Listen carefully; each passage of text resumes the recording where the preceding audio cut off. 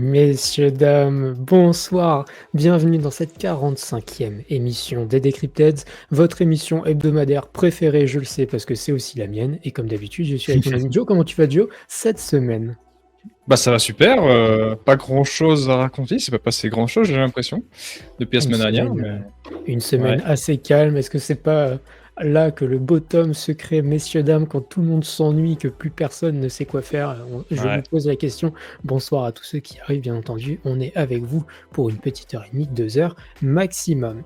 Ouais, si Une j'avais un truc semaine, à raconter, dis-moi tu sais tout. cette semaine, Oui. j'ai été un peu j'étais un peu bearish sur les réseaux, mais c'était juste pour apporter, tu vois, une autre vue. Je suis pas full bearish, mais je veux apporter une autre vue sur, une horizon de temps un peu plus longue et oh là là, les gens ils aiment pas ça, hein. Je te comprends du coup, c'est très dur. Faut pas être bearish, il faut vraiment pas être Ah bearish. ouais. Mais sachant que, par exemple, ce matin, j'ai fait un post, alors un post qui était sponsorisé, et cetera, avec Bitpanda, c'est pas le sujet, mais je parlais de l'or, tu vois? Et je disais juste aux gens que s'ils veulent diversifier le portefeuille, ils peuvent acheter de l'or, tu vois? C'est pas interdit de DCA de l'or comme on DCA du bitcoin. Les 2 ont des price action qui sont exactement les mêmes, c'est-à-dire que c'est en up only en permanence. Mmh. Enfin sur des périodes de temps très longues, je parle. Et le simple fait de dire que c'était de l'or, les gens étaient en mode, «Bah non, mais il faut pas faire ça et cetera, il faut pas» et en fait, j'ai un peu le sentiment que les gens sont un peu trop optimistes par rapport à la situation actuelle, dans le sens où, alors il y a des tas de choses qui sont, qui sont bien, on va pas dire que tout est mal, et cetera, mais j'aimerais quand même rappeler qu'il faut un petit peu, tempérer nos attentes dans le sens que, là, par exemple, on était, on est avant de commencer l'émission, on a Trump qui a continué à nous dire que machin, on va virer Powell et cetera et cetera, en permanence. En fait, j'ai un peu l'impression de voir, quand tu te mets à contendance du meet-up only, les gens te tombent dessus comme des mouches.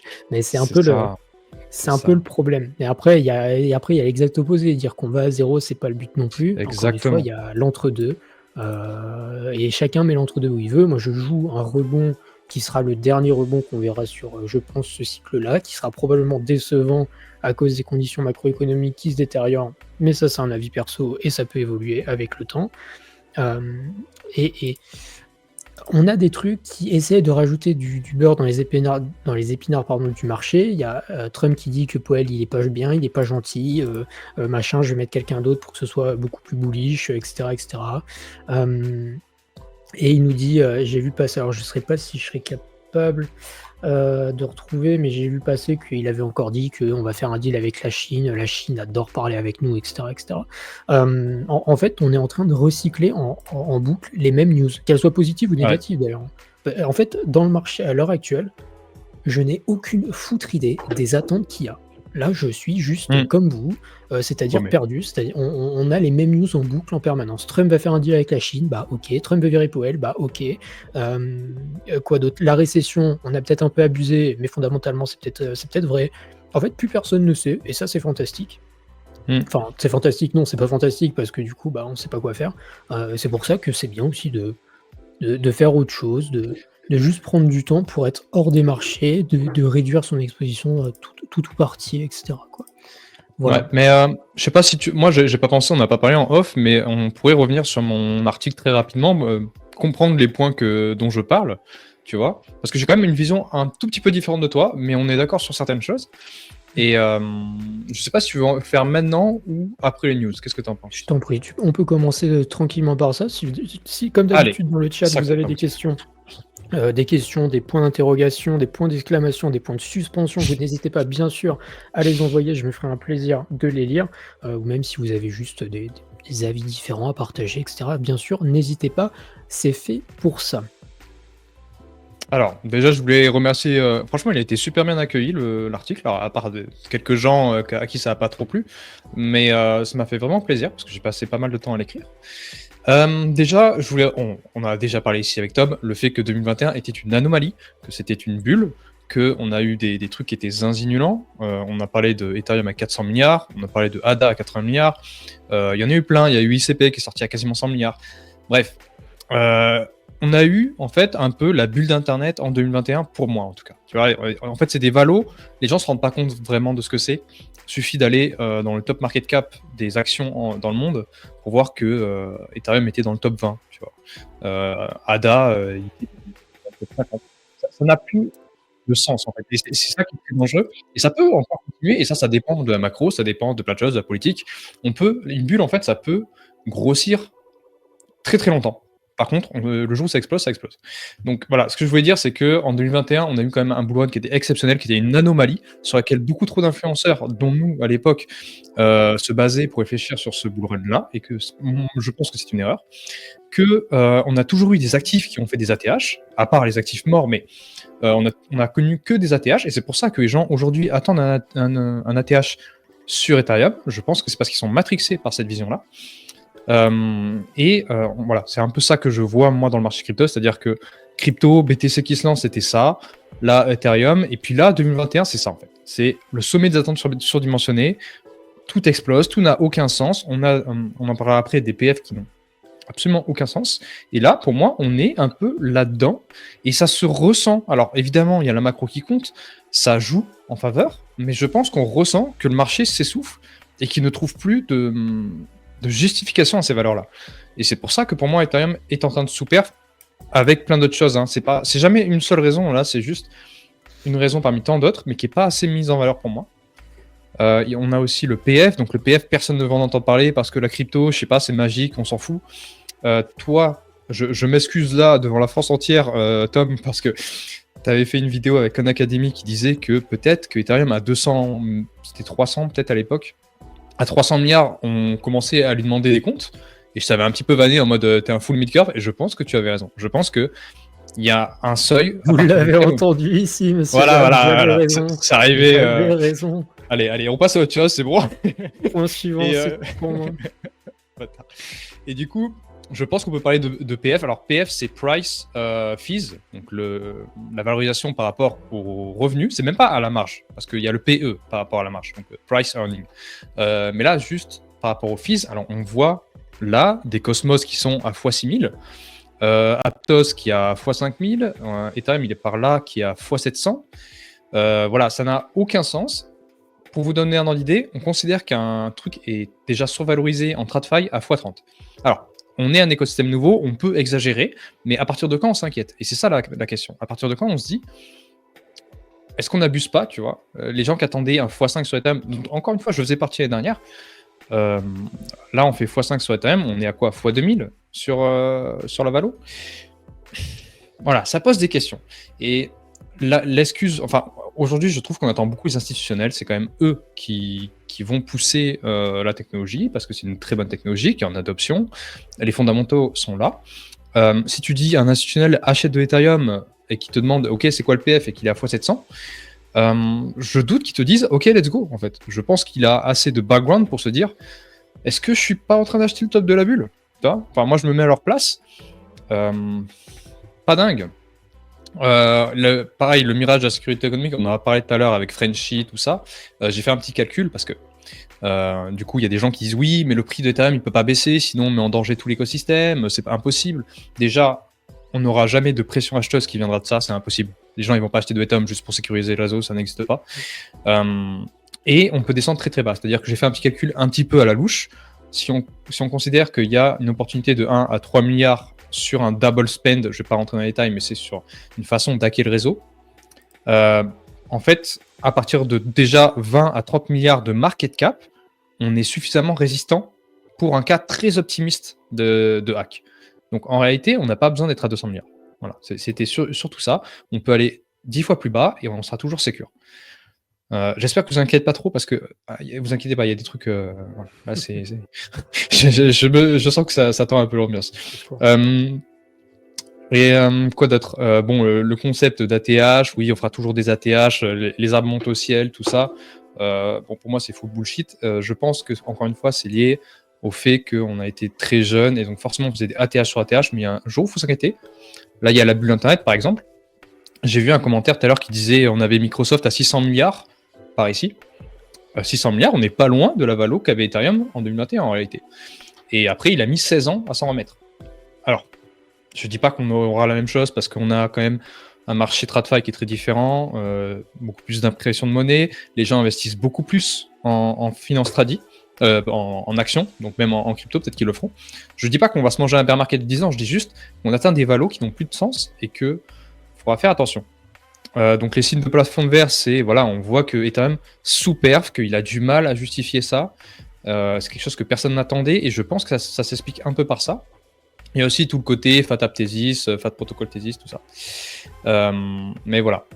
Et les alts, c'est pareil, on sent qu'elles ont beaucoup de mal. Et je veux quand même être optimiste dans le sens où l'écosystème va super bien sur le fondamental, sur l'adoption, que ce soit RWA, que ce soit Depin, que ce soit DeFi, même les NFT. En fait, peu importe ce que vous cherchez, l'écosystème va super bien au niveau du fondamental.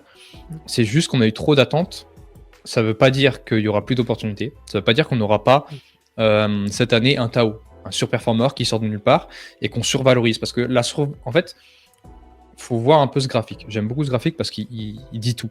C'est-à-dire qu'on a toujours, lors d'un lancement d'une nouvelle technologie ou d'une nouvelle crypto, une période de surévaluation. Et pour moi, Ethereum est en train de rentrer dans ce moment-là. Et Solana y arrivera. Ce sera pareil, hein. Pour moi, c'est exactement pareil. Et je pense que ça n'empêchera pas de voir des petites cryptos se lancer là. Il y a beaucoup d'attentes, tout ça. On va survaloriser, et puis ça fera pareil. Ça ne veut pas dire que c'est la fin des opportunités. Ça veut juste dire que c'est beaucoup plus dur qu'avant. Avant, tu achetais n'importe quoi, tu holdais, ça explosait. Voilà. En 2021, c'était ça. Mais c'était pas pareil. Et voilà. Je termine en disant, voilà, le rêve continue. On peut continuer le rêve. On peut, si, je sais pas, soyons hyper optimistes, on a la macro qui en QE, on a la politique qui crée un narratif crypto qui devance presque l'IA. Je suis over-optimiste là-dessus, mais enfin, là, en vous en parlant, mais j'y crois pas trop. Oui, on peut créer une super bulle, évidemment. Mais pour moi, il ne faut pas forcément compter là-dessus et il faut revoir à la baisse, on en parlait déjà depuis plusieurs mois, peut-être déjà, les attentes sur ce bull run. Et je suis bullish court terme. D'ailleurs, c'est ce que j'ai dit en tout début d'article. Je suis très bullish court terme sur un robot. Voilà, parce que je pense qu'on peut encore voir une petite saison. Mais je suis pas forcément très bullish. En fait, je suis très bearish sur l'attente des gens de ce qui va arriver. Parce que voilà, je vois encore des trucs. Dès que ça pump un petit peu, je vois des targets sur le CT qui sont terrifiantes. Et voilà. Mais de toute façon, on est relativement en phase. C'est que, en fait, comme je l'ai dit dans mon article aussi, je ne vais pas refaire tout mon article, mais quelque part, en fait, on a le contre-coup de 2021 où on a eu plein de trucs qui ont explosé. Du coup, ça a valorisé l'écosystème énormément. Alors pour des très bonnes raisons, parce que la crypto, encore une fois, si on en parle autant et qu'on fait ça, c'est parce qu'on considère que c'est une opportunité générationnelle, que quelque part vous êtes toujours early, hein, Oui, même aujourd'hui, clairement. etc. Et que en fait, on n'a pas les valorisations de gens early. Et que pour le moment, c'est peut-être encore trop tôt. Qu'il y a plein de projets qui sont encore. Alors, il y a des projets qui intrinsèquement seraient sous-évalués maintenant, mais je veux dire que la plupart, à l'heure actuelle, ont une tendance à être surévalués de base, et que un bon bear market qui vient remettre à plat tout le bordel, et le plus important, c'est, alors je sais qu'il y a des gens qui entrent dans des sites, etc., même des gens avec qui on parle régulièrement, mais revenir mettre un peu la tête sous l'eau des investisseurs privés qui peuvent manger sur le dos des gens au public, etc., en permanence. En fait, il faut leur rappeler que y a un moment donné, il n'y a pas de free lunch, même pour eux, et que quelque part, ce serait ultra positif pour les gens. Alors oui, peut-être que l'écosystème prendrait un petit peu un contre-coup dans le sens où on aurait moins de ce côté un peu moins professionnel, mais on aurait des trucs qui se construiraient plus avec le cœur plutôt qu'avec l'argent, et qu'on reviendrait peut-être à des fondamentaux qui sont plus importants. Donc voilà, Je pense. dans l'ensemble, on est relativement en phase. Encore une fois, ça ne veut pas dire qu'on va à zéro maintenant, ça ne veut pas dire que Pas du tout. le cycle Jamais, termine, ça ne veut plus dire que jamais, d'ailleurs, sur Bitcoin, on n'ira jamais à zéro, sur le reste, on verra ce qui reste à la fin du bal, quand il faudra payer les musiciens, bien entendu. Et ça ne veut pas dire que non plus cette année... En fait, c'est des débats qu'on a dans des périodes creuses, parce qu'évidemment les prix baissent et on se rend compte que les prix baissent et que du coup, il y a des interrogations qui émulent de ça. Ouais, c'est ça, et c'est des interrogations qu'il faudra garder quand tout coûtera cher, Je veux dire C'est ça. 2, 3, 4 fois plus cher parce que si on se pose déjà ces questions maintenant, c'est quand c'est 2, 3, 4 fois plus cher, il faut aussi se les reposer. Hem et aussi et j'ai oublié mon dernier point, terrifié. Merde. Ah oui et ça veut pas dire qu'on part en bear market et que la TradFi part en bear market et cetera. Enfin, c'est 2 choses qui sont totalement, différentes. La TradFi alors même si la TradFi galère en ce moment et que je suis pas certain qu'elle se remette d'aplomb, en quelques semaines, c'est pas impossible qu'on aille refaire un ATH cette année. C'est pas mon scénario, mais c'est pas impossible. C'est pas impossible qu'on fasse un ATH sur Bitcoin. C'est encore une fois, on dissocie, hem, ce qui peut se passer à court terme de cette année en termes de spéculation et de ce qui restera plus tard et de pourquoi est-ce que c'est important de se souvenir que les choses coûtent cher. Voilà, juste pour, enfin, faut vraiment faire le distinguo entre les 2. Ça veut pas dire qu'il faut tout vendre, ça veut pas dire qu'il faut tout acheter, ça veut pas dire qu'on part à la cave, ça veut pas dire que l'écosystème va crever. Voilà, c'est juste des En fait, interrogations.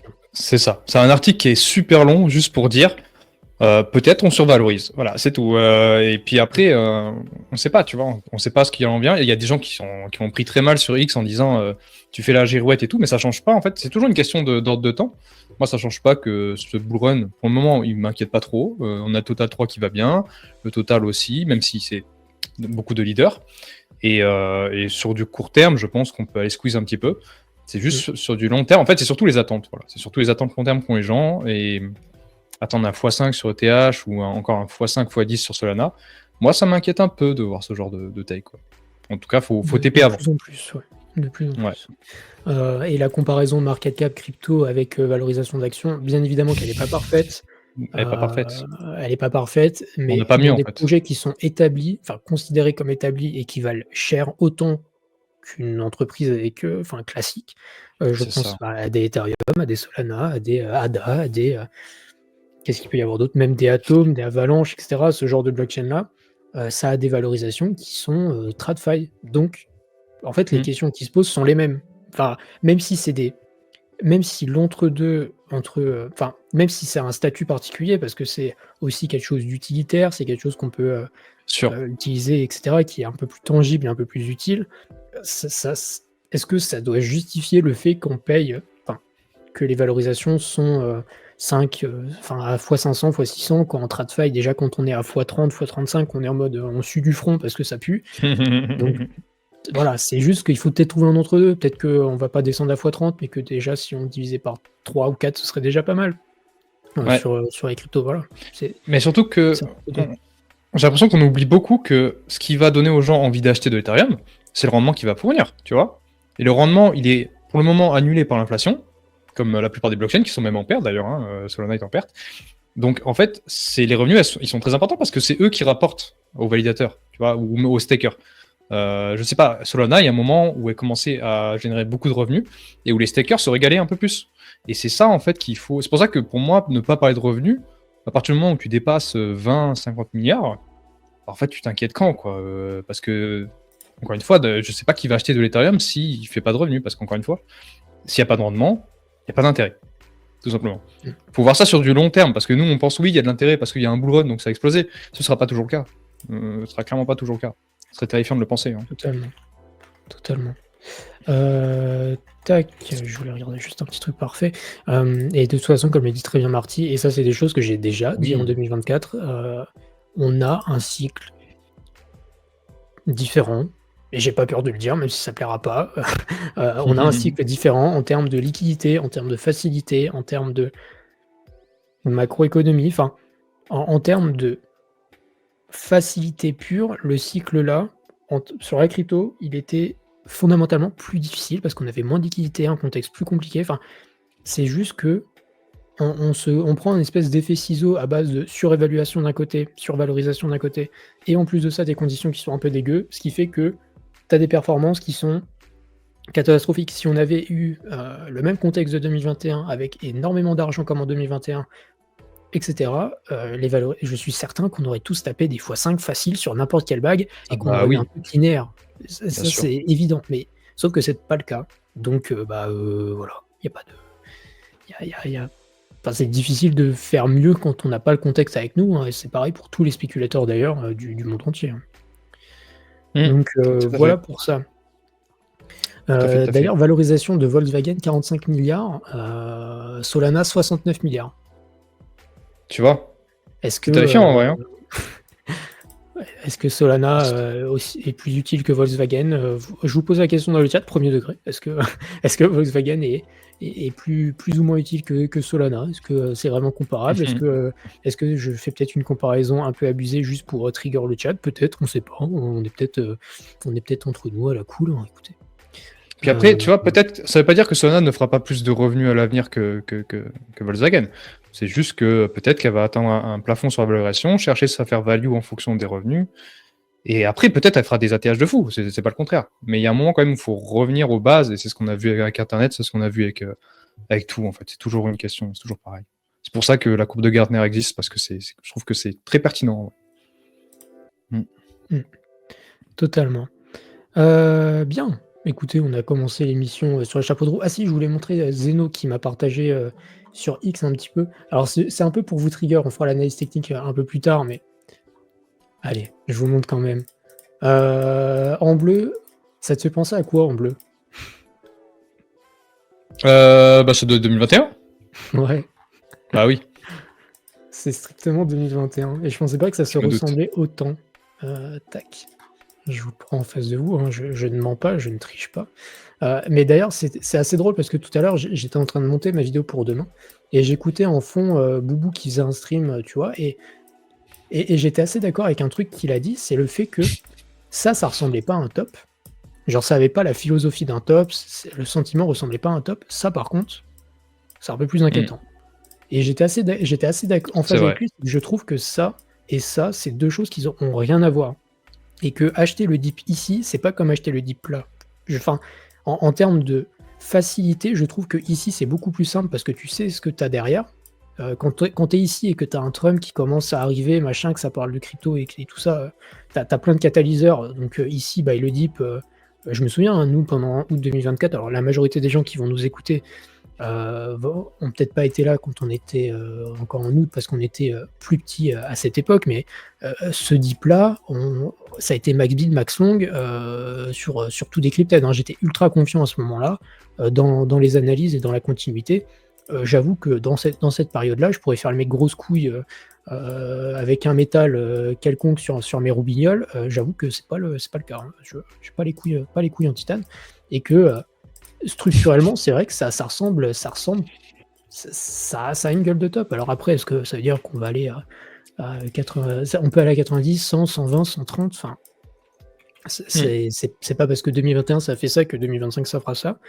Mais par contre, structurellement, je trouve qu'on a plus de faiblesses qu'avant. Donc voilà, c'est quelque chose à noter quand même. Et merci Xeno qui m'a mentionné sur X pour ça. J'avais jamais fait attention.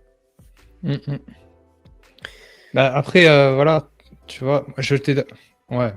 Qu'un top se fait toujours dans Pardon, l'euphorie. Ah oui, non, mais elle est pas mal. Aussi toujours le goat. Hein. Ouais.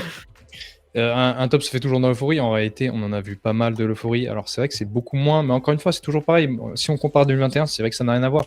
Mais le Bull Run n'a rien à voir avec le 2021. Moi, je pense toujours que. En vrai, on peut avoir un truc comme 2021 aussi, tu vois. On peut avoir un retour à la TH. Tout le monde va dire 150 000 et on le fera jamais. Parce que là, pour ceux qui n'étaient pas là en 2020, début 2021, on disait on va aller forcément 100K. Ça a chuté, plus personne n'y croyait. C'est remonté. Tout le monde a dit c'est sûr, on va à 100K. Et ça a chuté derrière. Et en vrai, c'est un max pain qui est pas mal aussi. C'est totalement possible. Par contre, croire qu'on va à 150K. Après, bon, ce BTC, il est décorrélé. Donc, en vrai, on peut s'attendre à tellement de choses différentes. C'est. En fait, je trouve ça assez drôle. Hein. Ça ressemble à la fois à ça. Ça. Et ça ressemble à la fois à ce qu'il y a après. Donc, ça, égale, les gars, vous comprenez que c'est sûrement la dernière jambe qu'on va voir après. Dans tous les cas, oui, je pense. Don't fuck this up, grosso modo. Voilà. Et on a quand même eu de l'euphorie début janvier. Alors on est con parce que c'est facile a posteriori, mais Trump qui lance un meme coin, puis l'argent qui lance un meme coin, la femme de Trump qui lance son meme coin, tout le monde qui pense qu'on up only parce que Trump est élu et on se mange un sell the news, si ça, c'est pas des top Mais signaux, pardon. qu'est-ce qui nous a matrixé en réalité? C'est 2021 parce qu'on s'est dit, on regarde la data, il n'y a pas d'alt season, il n'y a pas de BTCD qui chute. Voilà. Parce qu'on prend trop, et ça, bon, il y a des gens qui l'ont dit, et je pense que toi aussi, tu en fait partie, en fait, on a trop peu de passifs pour vraiment tirer des conclusions, et c'est un peu dangereux, et voilà, c'est falloir. Ça rend humble. Ça rend humble, messieurs, dames. Ça rend humble, bien sûr. En fait, le but, c'est de savoir est-ce qu'on a appris un truc ou pas, tu vois. On a appris plein de trucs, écoutez, on a appris plein de trucs sur le côté macro, on est devenu super intelligent, ça fait 3 mois que tout le monde mange que de la macro parce que tout le monde regarde que ça, voilà, on a appris des trucs super. On a appris des trucs super. Un peu moins maintenant, j'ai l'impression. Les gens crient moins à la macro. Ouais, Ils sont saoulés. Ouais, c'est ça. Il veut juste voir Trump, il a dit quoi? Il a dit ah Chine, ok, bah feu, on y va. Let's go. Ouais. Bien, écoutez messieurs dames, on a commencé avec une belle parenthèse. Une parenthèse, c'est carrément une page de livre, le bordel. Parfait. Est-ce que tu veux qu'on commence avec les petites news de cette semaine? On a quand même des trucs qui sont assez croustillants en plus de ça. Ouais, carrément. Feu. Hop. Alors en plus, messieurs dames, cette semaine, on n'a pas fait les choses à moitié. On va vous parler de tous les scandales, de toutes les saloperies qui se sont passées. Ouais. En une semaine, on a fait plus de saloperies qu'en 3 mois réunis. Et Dieu sait qu'il y a eu les mêmes coins il y a pendant 3 mois. Donc là, préparez-vous. Enfin, vous les connaissez déjà les news, mais on va agrémenter ça de quelques vannes et de quelques pour de se faire plaisir. Parce que là, on a vraiment vécu une semaine de fou. À chaque fois que je joue X, je crois que je suis de plus en plus dégoûté de ces gris de cons. Hein. Ouais. Hein. Faut vraiment que je joue de moins en moins X parce que ça va mal. Ça va très très mal. Est-ce que il y a des trucs positifs quand même. Oui, vas-y, je t'en prie. Allez, messieurs, dames, on s'en va directement avec les instits. Qu'est-ce qu'ils font, les bons vieux instits? Déjà, on a Visa qui a rejoint Paxos, Robinhood Stablecoin Consortium directement. Donc, première boîte TradFi, j'ai envie de dire, à rejoindre... se joindre à USDG. Alors, je sais pas, l'USDG, c'est... J'avoue, je sais pas ce que c'est. C'est un stablecoin, c'est juste une entité. J'avoue que j'ai pas l'info. Est-ce que vraiment on a l'info? Pas sûr, hein. Tac. Je sais plus. Ah si, Global Dollar Price, ça doit être ça. Là, ça doit être ça. Ah oui, c'était le truc lancé par Robinhood. Je me rappelle. Ok, bah écoutez, messieurs, dames, si c'est pas... De toute façon, Visa, c'est ceux... D'ailleurs, il y a d'autres choses sur Visa. Visa, c'est vraiment ceux qui ont le plus à gagner, notamment avec les stablecoins, donc ça fait extrêmement plaisir de voir ça. USDG, stable de Paxos, je crois, effectivement. Petit trou de mémoire de mon côté. Alors ça, c'était sur autre chose. Et je voulais avoir un truc avec Visa. Non, USDG, c'est Robinhood, non? Bah, j'ai un doute. Je me demande si c'est pas... Après, ils sont peut-être ensemble. Hein. Oui. Pardon, je te laisse continuer. Il n'y a pas de souci.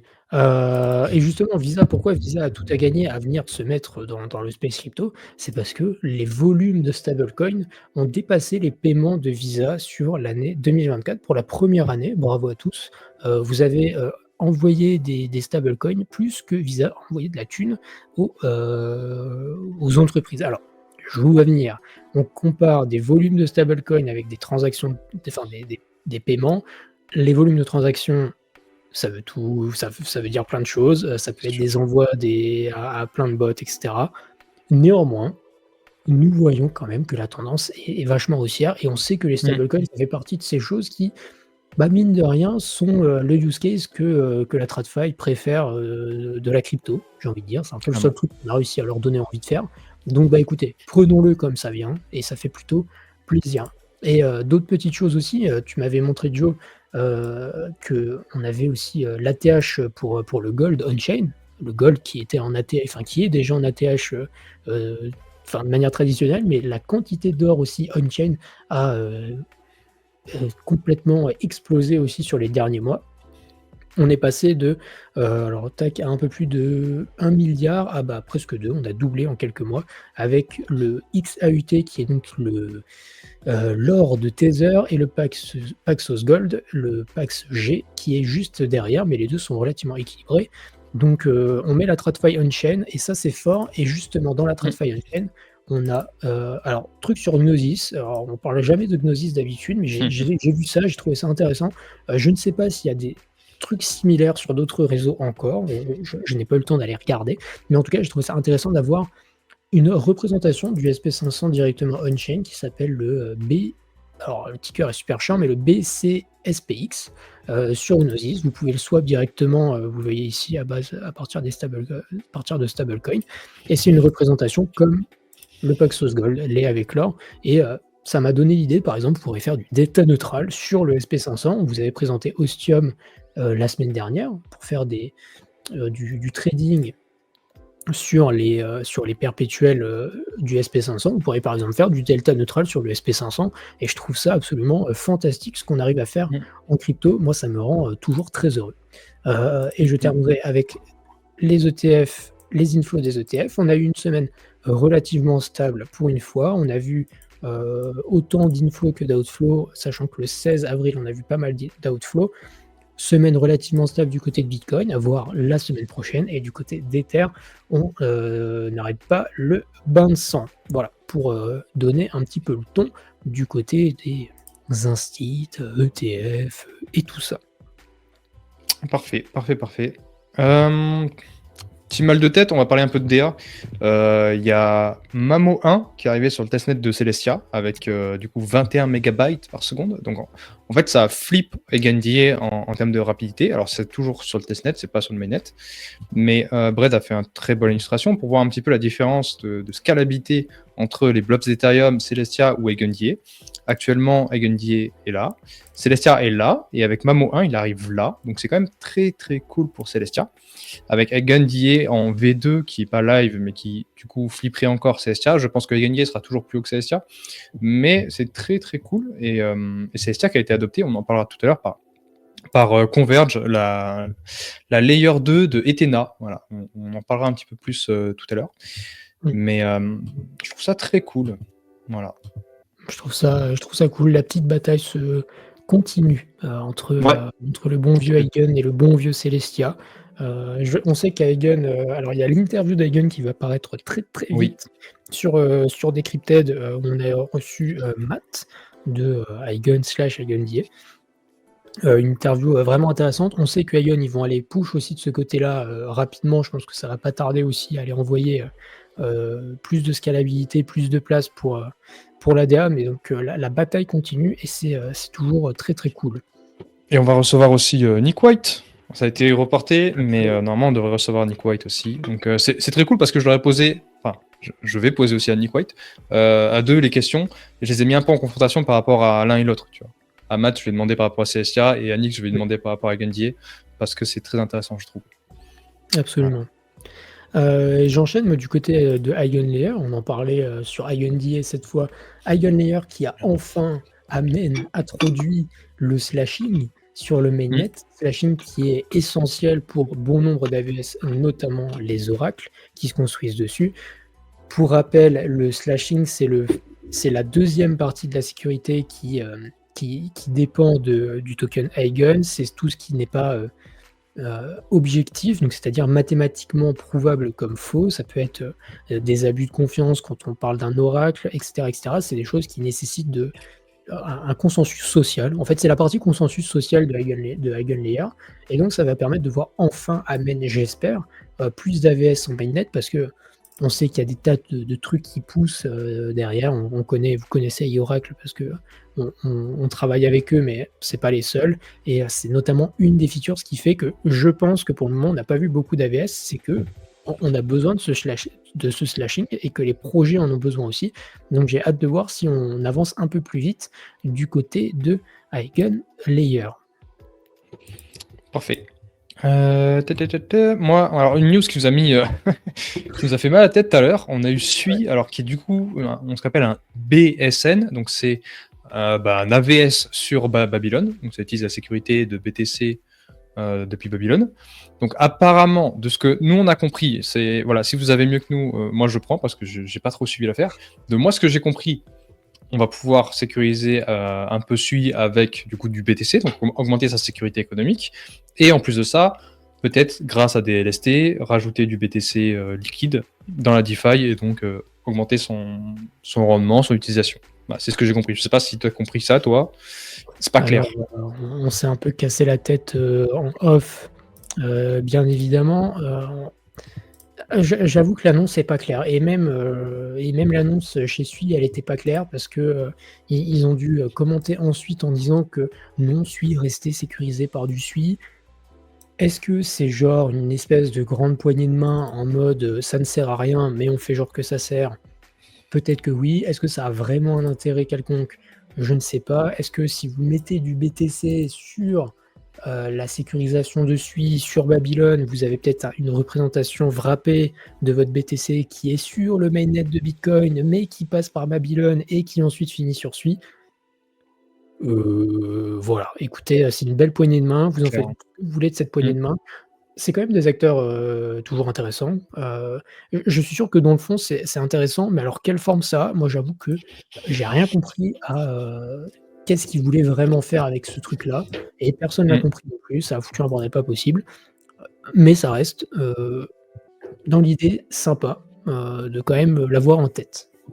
Est-ce qu'on peut parler un peu du downgrade du logo de Babylone? Je trouve qu'il est éclataxe. Je le reconnais même pas en fait, tu vois. C'est des choix de bear market. Moins de budget, Ouais, ADA, c'est plus, ça. Attends, je c'est vais revoir le logo à l'époque, mais je crois que c'était joli, quoi. C'était reconnaissable. Là, j'ai l'impression de voir abstract, mais en orange. c'était mieux avant, nous dit Dralixib Anomage. Je sais pas si je le prononce correctement, mais c'était mieux avant. C'est pareil pour Eclipse. Putain, c'est vrai, le Oui, rebranding c'était des mieux. cryptos, faut pas faire ça. Mais de toute façon, le rebranding, faut pas faire ça. C'est bien fait pour leur gueule au pire. Vous avez qu'à pas Ouais, rebrand. oui, c'est clair. Voilà, Débile. dans leur gueule. Allez. C'était mieux avant. Bam. Taïg, du coup, c'est à moi, là, cette fois. Paf, paf. Hop, j'enchaîne cette fois avec votre protocole préféré, messieurs, dames. Alors, attendez, est-ce qu'on voit l'écran? Je ne suis pas sûr. Tac. Si. Votre protocole préféré qui est Hyperliquid. De toute façon, vous n'avez pas le choix, c'est moi qui décide. Plein de choses positives sur Hyperliquid. Alors, je ne vous parlerai pas des frais qui sont toujours aussi impressionnants, mais plutôt des protocoles qui se construisent dessus, qui sont de plus en plus intéressants. On a Unit qui nous a montré que la quantité de Bitcoin sur le réseau Hyperliquid était en atterrage. Donc, on est presque à 1200 BTC. Si on va regarder ça en direct, on a peut-être même encore augmenté. On stagne autour des 1,2 milliers de BTC. Je vous rappelle que vous pouvez acheter du Bitcoin spot sur Hyperliquid avec des frais qui sont bien évidemment ultra réduits. Mais ce n'est pas le tout, puisqu'on a aussi... alors, est-ce que j'ai le tweet? J'ai pas le tweet, mais par contre, il y a Félix. Alors, je vous parle de Félix parce que je sais que Duo va les recevoir en interview, je crois, la semaine prochaine. Mardi, ouais. Protocole qui c'est un peu une sorte de AAV sur... Enfin, pas vraiment de AAV, mais un mélange de AAV, mais qui n'est pas vraiment AAV. Je peux vous montrer rapidement. Félix, j'ai voulu regarder avant le stream. Est-ce que j'ai vraiment fermé le site comme un œil? Tac, on va aller, hop, regarder ça tranquillement. Donc on voit la TVL de Félix qui a passé les 128 millions. Ils ont maxé, ça je sais par contre parce que j'ai voulu regarder avant, ils ont maxé le mint cap, donc la quantité d'argent qui est possible de minter. Comment ça fonctionne? Alors vous avez deux manières de l'utiliser. Vous pouvez aller déposer du hype. Hop, alors j'ai pas de hype à vous montrer, mais vous pouvez déposer du hype ici, ce qui vous permettra ensuite de borrow du FEUSD. Le seul truc chiant que j'ai pas trop compris pourquoi, c'est que la quantité minimale à minter de FEUSD, c'est 2000 $. Voilà, tu peux pas minter en dessous, donc ce qui fait que tu dois déposer un collatéral de, allez, à minima 4000 $ si tu veux avoir un ratio d'emprunt relativement correct. Je trouve ça intéressant, je trouve ça cool. C'est des projets qui sont jeunes sur Hyperliquid, c'est des trucs qui se lancent. Il y a plein de campagnes à points différentes, il y a plein de trucs à tester. Je vous ferai peut-être des posts à ce sujet-là. En tout cas, c'est un protocole intéressant. J'ai hâte de voir ce que ça donne par la suite et ça permettra peut-être de développer un petit peu la DeFi du côté de Hyperliquid. Et enfin, peut-être juste un dernier mot sur le HLP qui, depuis le hack de Jelly qui avait causé la tourmente, la pagaille, la catastrophe, ne fait que dump en termes de TVL, mais pourtant les fees, eux, continuent d'affluer parce qu'on peut aller voir ça rapidement ici. Bam, bam. On voit que le HLP continue de faire approximativement 300 000 $ par semaine et que la TVL s'est un peu stabilisée autour des 180 millions. J'ai calculé ça pour vous, ça donne à peu près un rendement de tête, c'est un peu plus de 10%, ça doit être 10-11% à l'heure actuelle avec les revenus qui sont générés et on voit que ça a repris un petit peu des couleurs mine de rien sur la dernière semaine. Dernière semaine où on a repris de la TVL donc voilà, les gens ont peut-être un peu plus envie d'aller déposer sur le HLP qui génère du rendement, si jamais ça vous intéresse. Très Voilà cool. pour Hyperliquid. On a l'annonce, alors on va rigoler parce que je sais pas combien de fois on l'a vu cette annonce, mais c'était une annonce qu'on avait vue, là on a la vraie annonce.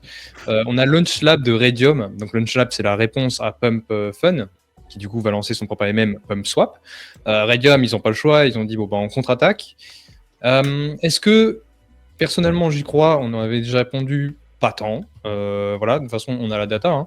On voit que Pump Fun AMM ou Pump Fun, ils sont quand même en train de bouffer Radium. Ça, c'est sur le total volume de DEX, donc c'est même pas pris en compte seulement sur les mêmes coins.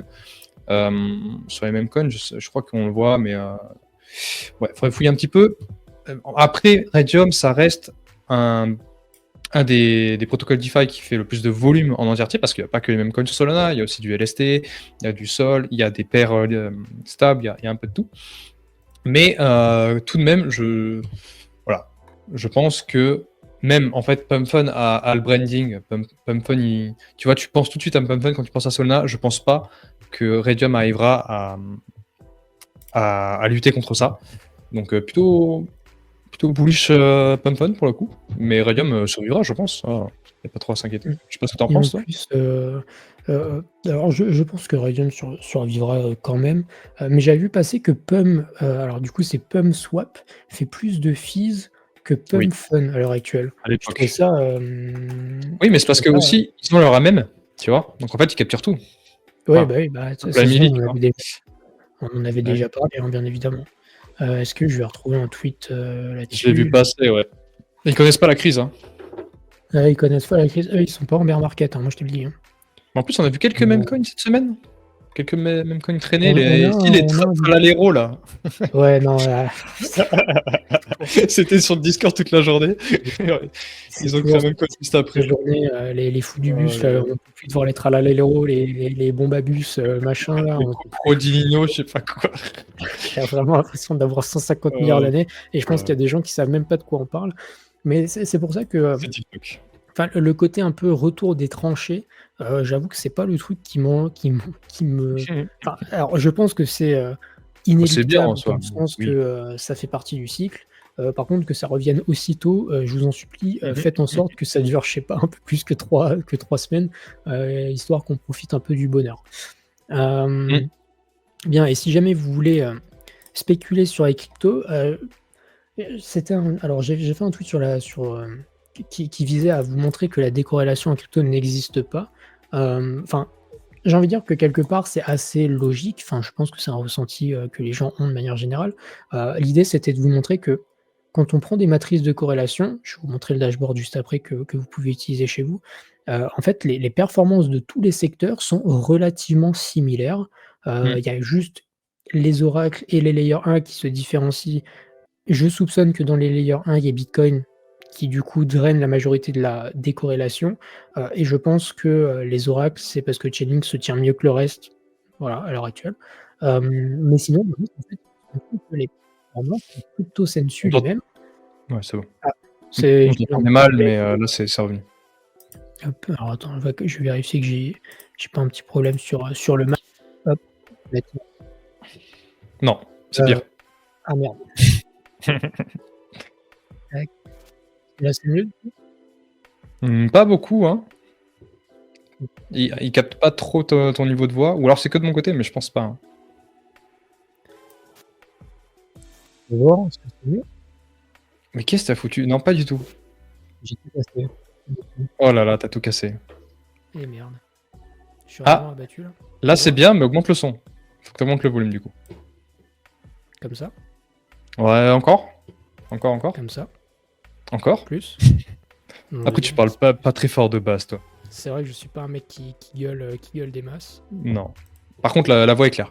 C'est déjà ça. Non, attendez. On va finir Ouais, par mais y c'est arriver. bien Je comme sais ça. pas ce qui s'est passé C'est là. bien. Touche plus C'est rien. bon comme Parfait. ça? Messieurs, dames, si jamais il y a un petit problème sur le son, vous n'hésitez pas à dire dans le chat. Je sais pas ce qui s'est passé, je sais pas qu'est-ce que j'ai foutu. Bref, du coup, je vous montrais cette matrice de corrélation. En fait, l'idée, c'était de vous dire que, grosso modo, peu importe ce que vous allez acheter, vos performances seront les mêmes. Genre, en fait, en crypto, vous décorrélez pas à la baisse ni à la hausse. En fait, vous avez juste des trucs, vous surfez des narratifs différentes. Il y a peut-être des trucs qui performeront un peu mieux, des trucs qui performeront un peu moins. Mais dans l'ensemble, c'est pas dans la crypto qu'il faut aller chercher de la décorrélation. Si vous voulez vous décorréler, allez vraiment chercher des actifs vraiment différents, à minima du SP500 et après d'autres types d'actifs différents.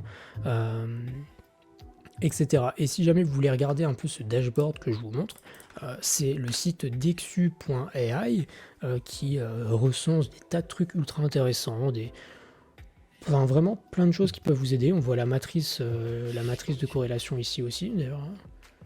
Truc intéressant. La DSI qui depuis s'est complètement fracassée, j'ai l'impression. Il y aura peut-être un protocole qui s'est fait allumer. En tout cas, voilà, un petit peu de ce côté-là. Si jamais ça vous intéresse, vous avez le site maintenant. Et pour tous ceux qui se demandent, on répond toujours aux questions dès qu'on a fini les news. Je vous le promets, on vous lit D'ailleurs, avec grand intérêt.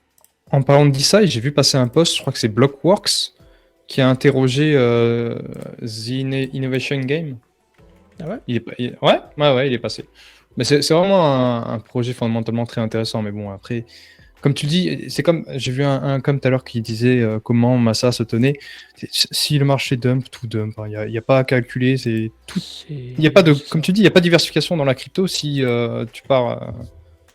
Voilà. Si ça dump, hein. Sauf BTC. Voilà. Totalement. Peut-être Caspa un jour, hein, peut-être. Parce que Caspa est quand même intéressant sur le côté proof of work.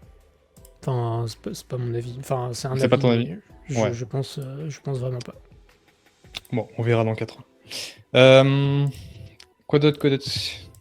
Moi, j'ai Ostium, donc on en parlait tout à l'heure. Ostium qui est vraiment un projet vraiment intéressant pour le coup. Pour rappel, du coup, on peut trade des actions. Voilà, donc SP500, tout ça. Et en fait, c'est power par Stork. Voilà, je l'ai appris. Et Stork, qui est, je l'ai ici, qui est du coup un oracle qui est quand même en train de prendre en dominance. Alors, il n'y a pas de token, ça sert à rien de chercher. Mais ils ont fait beaucoup de perp volume, autant que PIF, tout de même. Ils sont sur beaucoup de protocoles, ils sont très rapides, ils ont un peu de TVS, même si c'est pas leur but, parce que c'est plutôt un oracle axé sur la rapidité. Et voilà, c'est un truc qu'il faut suivre, je trouve. Ça fait partie un petit peu des trucs qui commencent à émerger, un petit peu comme Fluide et tout ça. Et je trouve ça vraiment très intéressant. Je crois que j'avais autre chose. Ah bah, Ostium, qui gagne 50 millions de TVL. Voilà, ça fait partie des trucs. C'est sur Arbitrum, hein, pour ceux qui n'ont pas l'info. C'est sur Arbitrum. D'ailleurs, Arbitrum qui est un petit peu en train de briller, notamment avec Converge, dont je vais parler tout à l'heure. Bref. À ne pas quitter des yeux, à surveiller. Très intéressant. Totalement. Et en plus, du côté d'Arbitrum, j'ai vu passer qu'on était censé avoir une annonce soon, non? Parce que c'est déjà passé. J'ai vu passer un truc du style. Ah oui! En mode second airdrop, ouais. Ah ouais. Mais est-ce qu'on a vu quelque chose depuis? Je sais pas, j'ai rien vu passer de ce côté-là. On a vu Converge, etc. Mais là, je regarde là, mais non, pas l'impression que. Donc à suivre de ce côté-là, Arbitrum qui essaye tant bien que mal d'avoir une autre image qu'un bridge vers Hyperliquid. Il y a tout ne donne pas, BNB par exemple. Il y a BNB, il y a Tron aussi, j'étais choqué, mais Tron est quasiment en ATH. Et alors. Token d'exchange. Voilà, il y a BNB, c'est un token d'exchange, donc en fait, il est. En vrai, faut quand même se dire qu'il est quand même backé par quelque chose de très solide, qui est l'exchange, qui est immense. Et Tron, pareil. Et en plus, Tron, ça fait partie des. C'est triste à dire, mais c'est un des layers 1 les moins survalorisés. Il est presque sous-valorisé à ce prix-là. C'est pas pour ça que j'en prendrai, parce que c'est l'image, il a une image un peu terrible. Mais c'est quelque chose qui fait beaucoup de revenus quand même, c'est dingue à se dire. Je crois même que des fois, il a flip Ethereum, bref. Voilà. Hmm. Mais je sais pas. Ok. Ah oui, Tron, c'est quoi? Wobby, c'est ça qu'ils ont? C'est Ou Huobi, ouais. Gate? Alors du coup, Non, maintenant, je c'est crois que le nom, Wobby. c'est HTX maintenant. Je Ah, crois c'est comme ça. HTX. Ouais. Je Ok. crois que c'est ça. J'entends pas du tout aigri, mais c'est pas grave, qui est vierge, on peut le baisser encore un peu. Oh, les bâtards. Ça va aussi ou... D'ailleurs, le fait... Alors on peut spéculer, on parle de BNB, mais on peut spéculer dessus. Je pense que BNB, ce sera genre typiquement le dernier token à dump de tout ce qu'on connaît. Parce que, en fait, ça représente un peu l'écosystème crypto. C'est-à-dire que du moment qu'il reste un peu d'espoir, que les incentives sont là, que les... euh, comment, genre que les launchpads, etc. se tiennent bien et que les projets veulent se faire lister sur Binance, bah grosso modo, tu as toujours du buyback de BNB qui est quasi assuré. Par contre, le jour où... merde, je sais pas plus historique, je voulais regarder. Mais le jour où on commence à tanguer un peu, je suis... Enfin, je pense que le BNB prendra aussi sa part. Alors après, il prendra sa part. On était passé de 600 à 200 au bear market. Enfin, un peu plus d'ailleurs, presque 700. Donc, je pense qu'il va rester, il va pas non plus prendre sa claque. Hein. Il faut rester aussi modéré. Est-ce que d'ailleurs, si on compare peut-être à BTC rapidement, juste histoire de voir s'il y en a un des deux qui a tac tac tac, est-ce qu'il y en a un des deux qui a dump en même temps? BNB non, BNB relativement similaire. Il a plus suivi Bitcoin que les alts. Donc écoutez, pour le moment, le BNB, il se fait buyback par les projets qui veulent se faire lister, ils sont obligés de bloquer des BNB. Vous avez le burn aussi qui est actif. Voilà, le BNB, c'est un actif solide, jusqu'à temps que l'écosystème crypto, grosso modo, se porte dans son ensemble mal et que les incentives à être in sur le BNB soient plus très bonnes, je pense. Euh, tac, c'est à mon tour là, de parler, je crois. Hein. Tac. Ouais, j'ai plus grand chose à part les fails. Donc vas-y. Tac, hop, parfait.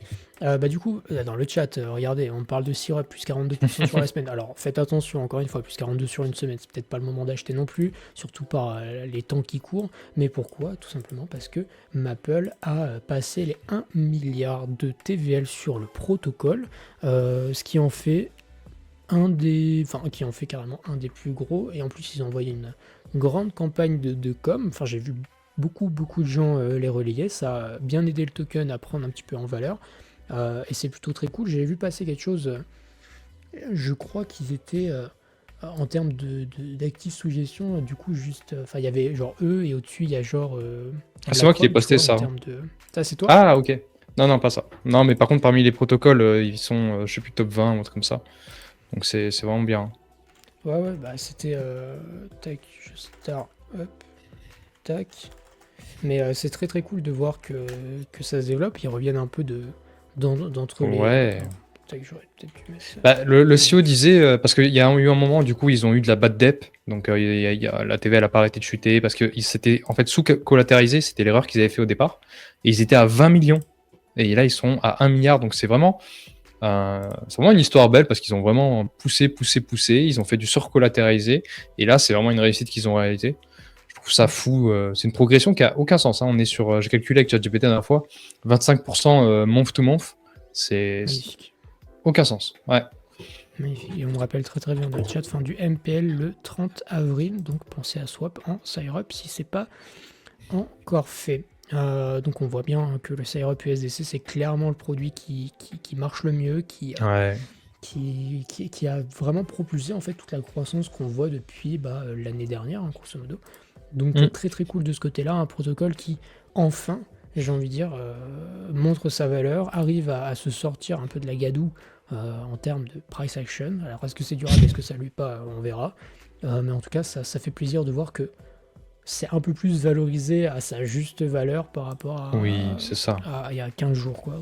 Et même déjà, il y a quelques mois, c'était déjà relativement faible. D'ailleurs, j'ai l'impression que toutes les news convergent vers Converge, justement, parce qu'il y a C'est beau, Maple hein. aussi, c'est beau, hein, ouais, j'ai beaucoup réfléchi. Il y a Maple qui fait partie des acteurs qui sont acceptés sur Converge, et Converge, ils sont pas du genre à... Ils auraient pas accepté Reolio, tu vois, donc... voilà. Par exemple. Par exemple. Tout hasard. Ou Mantra, on en reparlera, bien. Ouais, bien sûr. Moi, du côté des news, j'ai plus grand chose. Je crois qu'il nous reste. Ah, Alors, toi, il te reste Converge. Ah, si, moi non, j'ai que pardon, des fails. il me reste Layer 0. Tac. Layer 0 qui a, enfin plutôt A16Z qui a acquis 55 millions de tokens ZRO pour un montant bien entendu qui sera tenu secret. Ce serait quand même ballot de savoir à combien est-ce qu'ils sont rentrés. On a quand même regardé parce que on n'est pas non plus on n'est pas non plus totalement idiot. On a quand même été voir un peu la valorisation. Hop, on va aller dans plutôt ça, fundraising. Il faut savoir que A16Z était rentré à 1 milliard en 2022, puis à 3 milliards en 2023 en série B. Et maintenant, ils ont acquis du coup 55 millions de tokens ZRO, donc c'était là au prix actuel, c'est un peu plus de 110 millions, grosso modo. Ouais. Ouais, c'est ça. Un peu plus de 110 millions. Probablement des tokens qui sont à la base réservés à la team. Enfin, dans des trucs pas encore débloqués, etc., on imagine. Et ce qui est drôle, c'est qu'on ne sait pas à quelle valorisation. Et ça, c'est fort, vu la valorisation actuelle de Layer 0 qui est du coup de 2,44 milliards. J'ai du mal à imaginer que du coup ce soit au-dessus, que ce soit au-dessus du dernier round qui était à 3 milliards. Donc j'imagine que c'est en dessous. De combien, je ne sais pas. Pour des tokens loqués 3 ans à minima, j'ai du mal à imaginer que ce soit en dessous de 50%, pour être honnête. 100 millions, je pense même qu'ils sont peut-être re-rentrés à la valorisation de 1 milliard, tu vois. Ils ont relevé 110 millions, grosso modo, re-rentrer à 1 milliard, ce serait pas idiot. Bref, des instituts qui font leur DCA à coût de grands millions de dollars directement, ça fait plaisir. Mais The Layer 0 qui est tout de même un protocole qui paye pas de mine. C'est pas le truc qu'on va vous partager le plus parce que c'est pas le truc qui est le plus intéressant, mais ils avancent chaque semaine, ils sont en partenariat avec un projet, ils construisent un nouveau truc, un nouveau machin, et mine de rien, ils font un peu leur bout de chemin, et c'est intéressant de voir qu'ils arrivent toujours à lever des sous à l'heure actuelle, sachant que c'est pas non plus le protocole, le bridge le plus utilisé. Voilà. Donc c'est plutôt cool. Enfin, faudrait surtout pas calculer le PF de Layer 0 par contre. Je sais pas combien il gagne. Non, mais bon. on va pas faire ça parce que là, on va pas faire ça. On va pas faire ça. Donc d'ailleurs, pour les news. J'ai posté un petit truc, t'as Chainlink qui a surpassé le New York Times en market cap, et du coup j'ai fait un petit calcul. Bullish, ouais. Attends, je vais te montrer, c'était assez drôle. Alors, tac. Et du coup, j'ai fait un petit calcul par rapport aux revenus, par rapport aux dépenses. Alors évidemment qu'on a un écosystème jeune, que c'est plus complexe que ça, mais c'est juste, en fait, pour prendre du recul. Ça ne veut pas tout dire. Mais voilà, on a par exemple le New York Times qui font 2 milliards en coûts d'opération pour 2,5 millions de revenus, donc ils ont 500 millions de marge. Chainlink, c'est 107 millions de revenus par an et 900 millions de coûts d'opération, donc ça c'est l'inflation du token. Donc on est à moins 800 000 en marge. Voilà, 800 millions, pardon. Voilà, et j'ai quelqu'un, alors pardon pour la personne qui a commenté, mais j'ai trouvé ça un petit peu drôle, qui s'est dit, tu t'es sûrement trompé, il a peut-être effacé.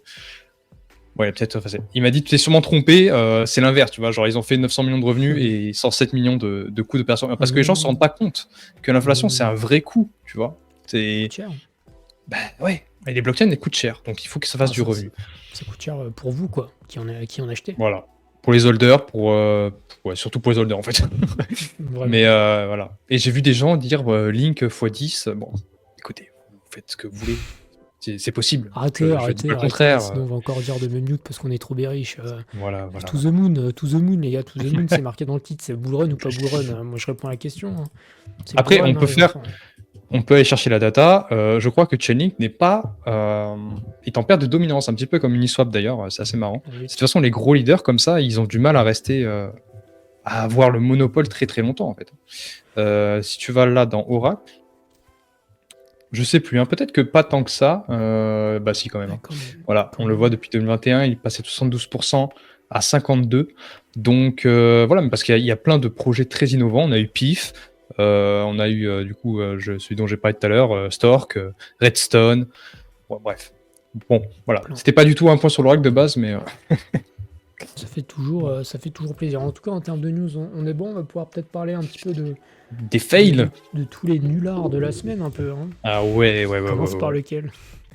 Ah, moi j'ai envie de commencer par Mantra. Je peux? Fais-toi plaisir, fais-toi plaisir. Parce on peut dire, je vous l'avais dit.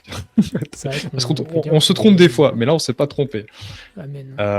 Mais en même temps, ça se voyait de fou, quoi. Ah, c'était C'était vraiment pas. tellement gros comme une Ah maison, ouais, quoi. c'était gros. En fait, Et- donc pour ceux qui n'ont pas suivi, Mantra a pris moins 90% en quelques heures. Et en fait, ce qui s'est passé, alors le CEO, il est passé un peu sur toutes les interviews. On a appris qu'en fait, il avait vendu des tokens en OTC. Donc en OTC, c'est pour ne pas dump la chart. Et qu'il a réinvesti ces gains-là dans la chart pour faire pump de façon non naturelle avec un MM. Et on ne sait pas qui c'est. Voilà, il y en a qui pointent vers Laser Digital. C'est ce que dit Arkham. On ne sait pas qui c'est, mais il y aurait un MM qui se serait fait liquider en fait. Il aurait utilisé ces jetons-là pour leverage, pour faire comme collatéral. Il serait fait liquider d'un coup. Et voilà. Et ça, c'est l'état de notre écosystème. Et c'est pour ça que c'est un peu terrifiant et qu'on a besoin de régulation, parce que c'est pas normal en fait. C'est pas du tout normal. Mantra, c'était un truc qui était. Je crois que j'ai vu des trucs, c'était 8 milliards, non 3 ou 8 milliards. Et les gars, ils ont 4 millions de TVL. Bref, moi j'aurais dû shorter, c'est ce qu'a dit Fast Life, j'aurais dû m'écouter et shorter parce que c'était problème, évident que c'est ça arriverait en fait. C'était trop horrible de shorter, genre la chart elle est catastrophique. Et Ouais. moi mon plus grand regret c'est pas de l'avoir shorté mais d'avoir coupé le short trop tôt. C'est surtout ça. Tu mon peux plus nous la grand montrer un regret. petit peu? Je te Ah, tu l'as montre. coupé trop tôt? Ah, vas-y. Le 26 mars j'étais en short, j'ai coupé le lendemain. Ah putain. T'étais mat ta price action, genre j'étais en mode. C'était une catastrophe. Et après j'ai recoupé, j'ai reshorté, etc. Tu vois, mais c'est la chart, les enfants, elle est magnifique. Bah, Ouais, tu le vois quand même. Tu vois, ces escaliers-là, enfin, ils c'est disent tout. vraiment. En Ah, plus, mais. t'avais l'interview de Cofizilla. Alors, je sais qu'on l'a peut-être. Si jamais vous Ouais, c'était connaissez dans les pas, news. j'essaie de vous retrouver. Mais en fait, ça m'a fait rire parce que dans l'interview, il dit oui, machin, on a mis des buybacks pour que ça se fasse de manière linéaire. Et, ouais, grave linéaire. Hein. Ça met vraiment des. C'est vraiment pour mettre des plafonds, quoi. En fait, tu sens que le mec, il market buy, quoi. Et c'est ça Ouais. depuis toujours. Je trouve ça absolument fantastique. Bref, un truc qui tombe et c'est tant mieux. Ouais. Ils essaient de faire croire qu'ils sont fait hacker par Lazarus, mais ça m'étonne pas. Hein. Mais Hacké en par les vrai, Nord-Coréens. là, on tacle Mantra parce que ça se voyait, parce que c'était trop gros au bout d'un moment. Mais je pense qu'on se doute pas du nombre de projets qui font Oh, ça. la Hein. vache. Je vous assure qu'il y en a tellement. Ouais. Et enfin, en plus, sur plein de tokens différents, je veux dire, tous les trucs qui se lancent, machin, qui pump dès le lancement et qui se font dump après, puis tu lis sur. Toutes les fois où tu lis sur X les trucs en mode ouais, il paye 5 millions à un mec pour qu'il envoie du volume au lancement pour que ça pump et après il se fait rembourser, nanana. Je vous assure que dans les bacs, les enfants, ça doit être absolument terrifiant. Oubliez jamais contre qui vous jouez surtout. Et de juste faire attention à votre argent. Et surtout que c'est pas les seuls cette semaine, c'est ça le plus dramatique. Et puis, ceux qui payent ce pump de chart, c'est aussi les holders, tu vois. Parce que ça veut dire qu'ils ont vendu des tokens à rabais, et des gens qui vont être en surprofit, qui vont vendre beaucoup plus tôt que prévu. Bref, je trouve ça. Bon, c'est dégueulasse, mais c'est un écosystème qui est pas régulé. Faut faire avec. Faut faire avec. Et d'ailleurs, je vous envoie si jamais l'interview du très très bon Kofi. Je l'adore. Hein. Vraiment, c'est un goat. J'aime trop Pour vous dire, le gars, déjà, il accepte jamais quoi que ce soit. Hein. Pas de partenariat, rien. Il se finance avec les gens qui lui donnent un peu d'argent sur Patreon. Et il balance tout sur tout le monde. C'est vraiment un goat. Et il n'a pas peur d'aller au charbon, de prendre du risque. Pas que sur la crypto, hein, il parle de un peu tout. C'est pas sa chaîne, ça. C'est sa chaîne secondaire, je pense. C'est sa chaîne secondaire, pardon. Ouais. Tac, Kofi. Mais en plus, c'est trop bien fait, c'est trop bien expliqué, c'est rigolo. C'est très bien réalisé. Je sais pas si t'as vu toutes ces animations en 3D. Un de mes youtubeurs préférés, hein. Perso. C'est vraiment, il est grotesque. un roi du monde. Hein. Tac, avec sa chaîne principale. Donc voilà, un mantra à la poubelle. Oui. Si vous en achetez maintenant, si vous avez un grain, je pense. Hein. J'ai le droit de le dire, je pense. C'était drôle quand même parce que il y a beaucoup de gens. Alors, j'aime pas trop quand les gens attrapent les vestes des autres, mais là, c'était assez drôle parce qu'il y a plein de gens qui disaient mantra à $20, machin, tout ça. Oui. Putain, fondamentalement, il y avait rien, quoi. C'est ça qui est terrible. Bref. Si, il y avait. Ah, on n'a Alors, pas parlé. ensuite, Attends, juste parce qu'on a fait un épisode avec Wen sur Plume et ça m'a rappelé un peu ça. c'est Pareil, vrai. zéro argument, pas de TVL, on attend toujours le mainnet, alors on verra quand il y aura le mainnet. Mais voilà, c'est. En fait, comme je disais avec chez Wen, quand tu as des gens qui te vendent un token, qui te le shield, et que les arguments c'est ça va faire x60, C'est la révolution. c'est la révolution, voilà. C'est la révolution, et il n'y a rien de data, il n'y a pas de concret. Franchement, faut. Red flag, quoi. Mais bref. Donc, conclusion, tous les autres sont des mèmes, donc on s'en fout de la taille, il faut suivre la hype. Je pousse un peu, c'est ce qu'a dit Mora pour justifier la montée des mèmes, parce qu'au final. Et je pense qu'il y a un entre-deux. Moi, Il y a un j'avoue que entre-deux. c'est pour ça que. En fait, ça dépend de ce qu'on appelle le fondamental. Genre. Oui. Enfin, le fondamental pour moi, c'est pas genre regarder un projet, lire sa doc et être en mode ah, c'est du RWA, ok, il a dit qu'il avait 10 millions de dollars tokenisés, machin, etc. C'est pas ça le fondamental. Il y a, Mhm. c'est beaucoup plus que ça, et c'est pour ça qu'il y a des fois où on va être un peu plus mid-curve, que des fois il y a des trucs qui marchent pas parce qu'on réfléchit trop, et il y a des fois il y a des trucs où il faut pas réfléchir pour que ça marche, et il n'y a, y a pas de science exacte, surtout pas dans la spéculation, donc. Et puis ça dépend de l'ambiance, tu vois. Là, aujourd'hui, je préfère largement être mid-curve et trop réfléchir. Et dans des moments d'euphorie, être beaucoup plus left curve ou right curve et juste complètement con. être complètement con. Et ça va, tu vois, ça dépend de l'ambiance. Mais Mm. là, moi, j'aurais pas envie de hype sur un truc parce qu'il annonce, comme Plume, 5 milliards de TVL. Bon, pourtant, Bah, du coup, j'ai Plume, failli parce que pour le ceux truc a monté. qui n'ont pas entendu ton interview, j'ai pas entendu ton interview, pardon, ton émission chez Wen, j'ai pas tout écouté, je connais juste la conclusion. Tu disais que, enfin, toi et du coup c'était avec Buty que Ouais, vous avez dit que grosso modo, Plume en fait c'est beaucoup de papier, c'est plein de promesses, c'est super, mais que grosso modo fondamentalement il y a pas grand-chose. Je me souviens très bien d'un tout petit moment de l'émission que j'ai entendu où vous étiez dans la doc à regarder la roadmap et il y avait genre deux phrases dans la roadmap et, ça m'a fait rire. J'étais en mode bah putain, paye ta vision pour le futur. J'étais en mode c'est absolument ça. magnifique. Il y a une petite question pour moi, j'ai vu. Très intéressante, ça Vas-y, m'a je t'en fait rire. prie. J'ai une petite question pour Joe. Pourquoi on utilise le terme Ponzi quand on parle de Bera, sachant qu'un Ponzi c'est quelque chose de négatif? T'as totalement raison. C'est juste la culture, c'est des dégènes. Ils en rigolent en fait. Ils appellent ça un bondi d'ailleurs. Et Ponzi. donc voilà. En soi, c'est pas un Ponzi, mais voilà, c'est vrai que la succession de couches et surtout les applications qui des fois abusent un peu. Il y a des Ponzi sur Bera.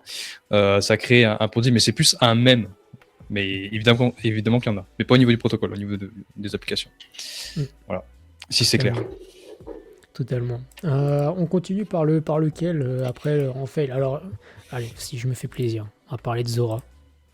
Vas-y. Enfin, pardon, de Base et Zora. Qu'est-ce qui s'est passé du coup? Base a lancé un token à partir de Twitter. Vous savez que Zora, alors peut-être que vous le savez pas, mais Zora permet de créer des tokens qui sont en fait des représentations de tweets. En fait, vous tweetez quelque chose, vous pouvez le coiner, enfin, créer un token sur Zora directement. Et Base a décidé de le faire de son côté avec un tweet purement random. Hein. Enfin, il me semble que le tweet avait rien de particulièrement exceptionnel. Tac, on va regarder. Hop, donc du coup c'était le Base for Everyone. Et ce qui s'est passé, c'est qu'ils se sont fait sniper. Donc tac, donc au début tout le monde rigole, tout le monde est content. On se rend compte qu'en fait qu'ils se sont fait sniper, le token prend moins 95%. Tout le monde a vanné Base ensuite en disant bah non, vous êtes vraiment des enculés, etc., etc. Le token est reparti, le token à partir de maintenant fait sa vie. C'est catastrophique la manière dont il l'a fait, dont ils l'ont fait, pardon. Et en plus de ça, sachant que j'ai vu passer que Jesse Pollack, donc Oui, tête c'est fait de file slash. de Base, était en train de se faire, slasher sur Ethos. Alors Ethos qui est un marché de réputation qui permet de dire si les gens ils sont gentils ou s'ils sont méchants. Et grosso modo, il y a quelqu'un qui a dit ah bah lol, il lance des rugs toutes les semaines. J'avoue que j'ai pas encore fait ma part, mais je vais aller défendre le bon vieux Jesse Oui, quand même, parce que quand même. de là à dire qu'ils font que des rugs, bon, il s'agirait de doser, si je peux me permettre. Après, moi j'ai un hot take que personne n'a. J'ai vu personne dans la télé en parler, mais les gars, ils ont quand même un séquenceur. En fait, ils auraient pu l'éviter ça. Ils auraient pu dire ok, une adresse n'a pas le droit d'avoir plus de 5% de la supply, tu vois. L'adresse, elle a eu 61% de la supply. Donc en fait, Ah, c'est... bref, je trouve ça terrible et je Mais comprends votre pas que ce truc est soit pas arrivé assez. en vrai. Mais ça fait partie de tous les trucs merdiques qu'il y a dans la blockchain, c'est le fait que les snipers existent. Voilà, il faudra trouver une solution parce que c'est juste pas normal. Si les snipers n'existaient pas, lancement aurait été propre. Après, on est d'accord ou pas sur le côté memcoin, tout ça, mais il n'y aurait pas eu ce rug des gens qui ont perdu de l'argent encore, comme d'habitude. Bon, après, t'investis dans un memcoin, j'espère que tu pars du principe que tu as potentiellement perdu. Encore une belle Et donc, c'est journée. pas fair, Encore quoi. une belle journée. Bah Ouais, non.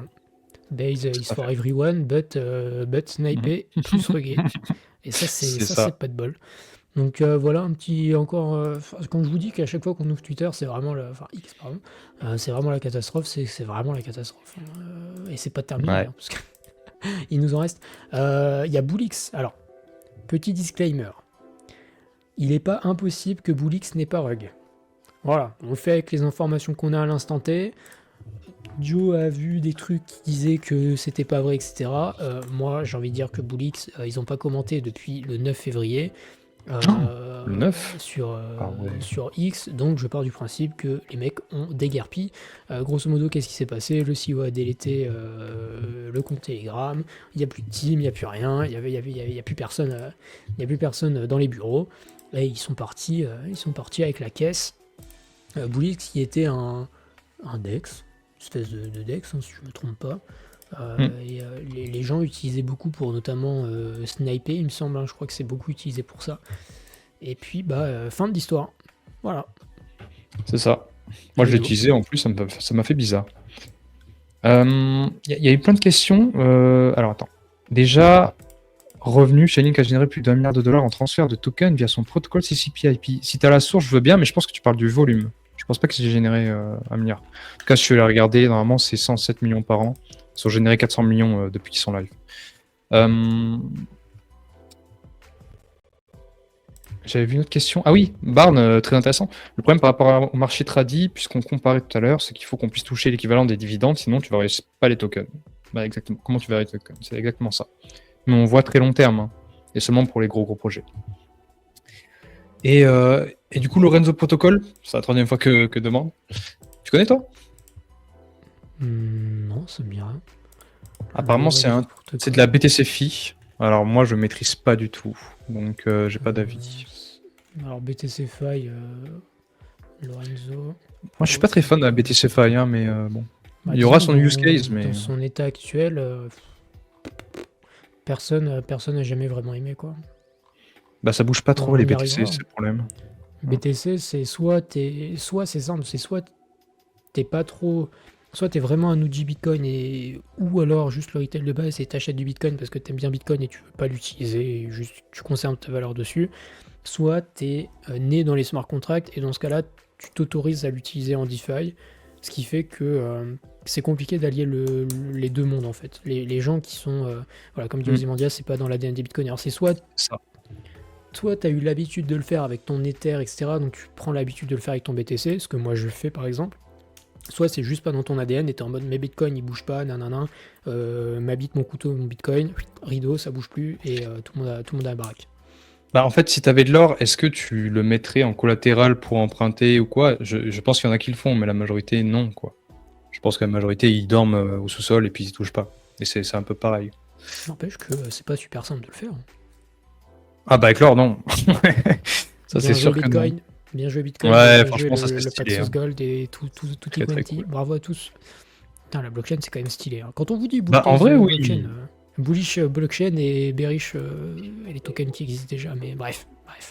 Trop dommage ce cynisme. Mais d'ailleurs, j'ai un truc très très cool à vous présenter quand on aura fini. Converge. Tac, bah, il manque juste si. Vas-y.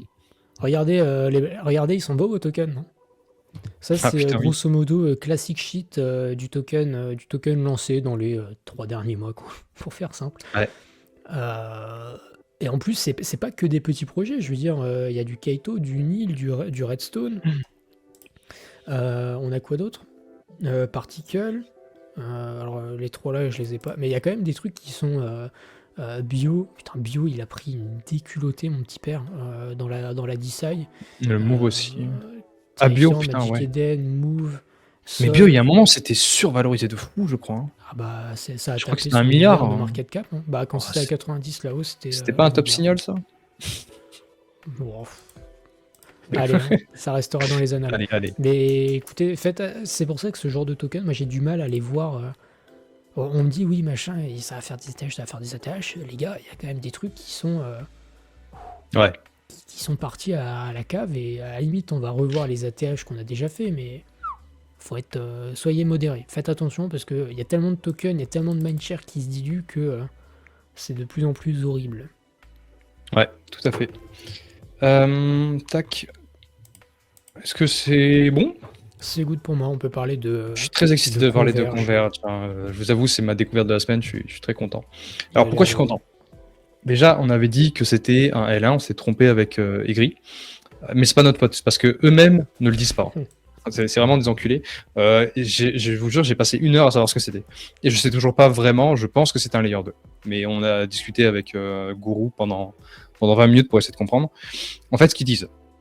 Converge, donc on rappelle, c'est le projet de Ethena avec Securitize. Vous connaissez peut-être pas Securitize, mais c'est les gars qui sont derrière le build de BlackRock. Ethena, l'USDE, big success, top 4 stablecoin, premier stablecoin algorithmique, je pense. Bref, très très gros succès. Et c'était sur du coup Ethereum. Maintenant, ils vont faire du coup une chain qui sera au-dessus d'Arbitrum. Donc en fait, ils utilisent leur chain. Donc pour moi, ça veut dire que ils utilisent la stack et ils utilisent Celestial aussi pour la DA. Ils utilisent le G3 dont on a parlé, je sais pas si tu te souviens, Aigri, de conduite. Tu sais, c'est le big séquenceur là. Voilà. Donc ultra performant. Il délivre du 100 mégas seconde, 100 millisecondes de block time. Et j'aime bien la vision en fait.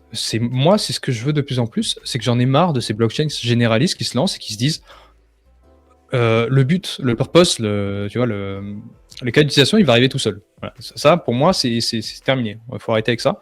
Et eux, ils disent, bah non, en fait, on crée une chaîne qui est focus sur les RWA et sur la TradFi. Et comme en plus, ils ont Securitize qui est du coup régulé avec la SEC, ça fait sens. Et en fait, la blockchain est à la fois permissionned et non permissionné et permissionless, pardon.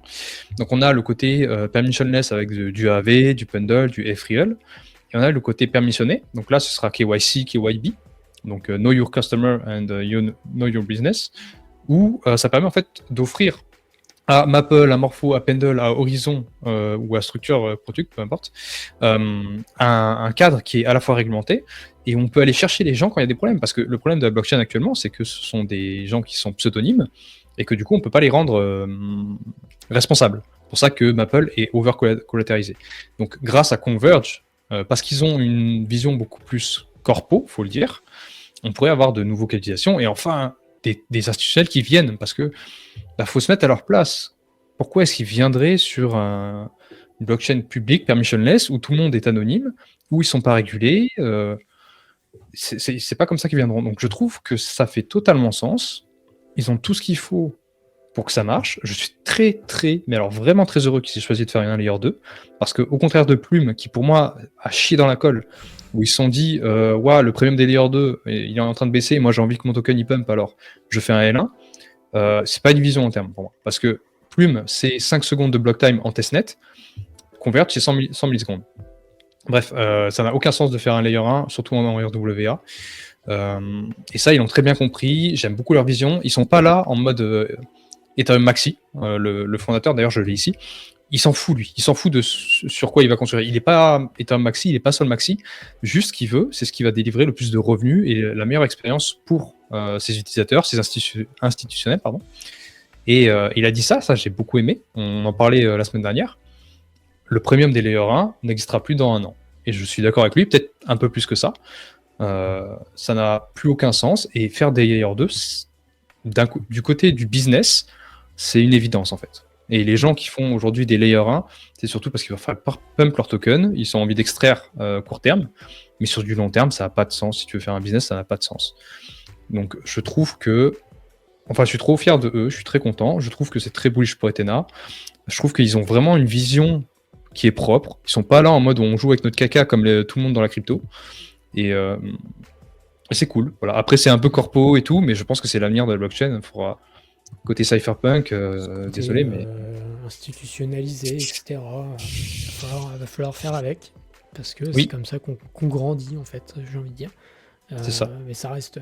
Non, mais après, c'est intéressant. Moi, j'avoue, je suis pas allé autant creuser, etc. Je serais difficilement pertinent pour dire des trucs sur Converge, mais disons que on est dans l'entre-deux parfait dans un peu tous les domaines. On fait un layer 2 plutôt qu'un layer 1, bah c'est parfait parce que c'est optimal pour nous. On s'en bat un peu les cacahuètes de pas faire un layer 1, etc. Parce que c'est aussi, pour faire pump un token, c'est pas juste tu fais un layer 2, c'est aussi qu'est-ce que tu crées comme nouveau produit à partir de Bah, c'est ton ça. truc existant. Etena a créé le stablecoin pour commencer. Ils ont ajouté plein de trucs qui s'implémentent un peu partout. C'est aussi quelque part la mindshare que tu arrives à avoir et je trouve ça vraiment intéressant. Surtout qu'on avait déjà dit, alors je sais plus si c'était la semaine dernière, il y a 15 jours quand on avait déjà parlé, mais qu'on allait voir notamment Ethereal, le Mm. DEX perp avec le token L3. SUSDE du coup, qui va arriver. Donc ce sera typiquement le genre de trucs qui vont être ultra intéressants et pour l'écosystème, j'ai bon espoir, en tout cas j'ose espérer, que c'est dans ce sens-là qu'on va créer des nouvelles choses. Donc Oui. j'ai très très hâte de voir comment ça se développe, comment ça sort. Même si c'est pas genre. En fait, c'est un peu ce que je disais la semaine dernière, je crois. Je trouve qu'en ce moment, on est en train de poser des excellentes fondations, non pas pour ce bull run-là, mais Mm. plutôt pour celui d'après. Je suis De d'accord. manière générale, j'avais déjà dit que du côté institutionnel, on allait avoir potentiellement, si Dieu le veut, du côté des institutions slash gouvernements, des gouvernements qui vont commencer à acheter du Bitcoin, qui vont commencer à vraiment démocratiser le truc. Du côté des États-Unis, on va avoir des régulations sur les stablecoins et j'ose espérer sur d'autres points aussi. Enfin, on sent que grosso modo, ça build doucement, que ça build sûrement, et c'est juste que et que les projets font un peu la même chose. Enfin, en tout cas, les Mm. projets long terme font un peu la même chose dans le sens où ils sont en train de poser les bases. J'ai pas l'impression que le truc va sortir relativement rapidement, et ils sont en mode, ok, on construit machin, et on est prêt pour la prochaine vague si elle doit arriver. Et laissez-nous faire, laissez-nous cook dans notre coin tranquillement. Et Mm. ça va être intéressant à suivre voilà, si jamais on part en berre, si jamais on s'emmerde, et voir ce qui reste à la fin de l'histoire. Voilà. Mm. Et puis, c'est vrai que j'ai oublié de dire, mais je suis très bullish du coup sur la tech des layer 2 parce que bah, en fait, si tu dis pas que tu es un layer 2, bah, personne te considère comme un layer 2. Tout le monde pense que c'est un L1, vraiment, au premier degré. Et du coup, bullish tech layer 2, tu vois, là, c'est pas en fait le premium des L2, il a pas besoin de suivre la tech. La tech, elle peut se développer. Et il y aura peut-être jamais de premium sur les tokens de L2 en tant que token de L2. Par contre, sur les tokens de L2 qui ont des applications qui génèrent du revenu, peut-être qu'il y en aura. Et là, on parle quand même d'un layer 2 qui va avoir 10 milliards en TVL, hein, parce que les deux combinés, c'est 10 milliards. Donc vraiment très très cool. Et c'est Q2, hein. Lancement, c'est en Q2. Donc on devrait le voir d'ici les 2 mois qui arrivent. On sera là. On Alors sera là là, pour le noter. 75e émission des Decrypteds. Dans la Non, moins que 60e ça, moins que émission ça. des Decrypteds, on parlera de Converge de nouveau. En tout cas, très très cool. Il y a plein de choses qui se sont passées, des choses bien, des Franchement, choses c'est pas trop bien. cool. Incroyable. Si jamais vous avez des questions dans le chat qu'on a oublié, n'hésitez pas à les reposer. Je crois que tout à l'heure, Ozymandias, tu m'avais dit, vous pensez que Trump va pouvoir virer Powell? Réponse, non. Enfin, il y a pour moi, genre, statistiquement, des chances négligeables que ça arrive. Maintenant, je suis pas devin, parce que il faut quand même garder en tête que ce genre de truc, ça se fait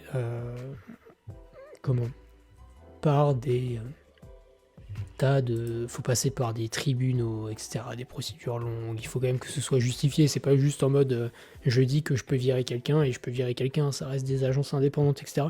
Je pense que les chances de voir Powell virer sont inexistantes. En plus, il avait déjà fait en 2018, et bah spoil, il est resté.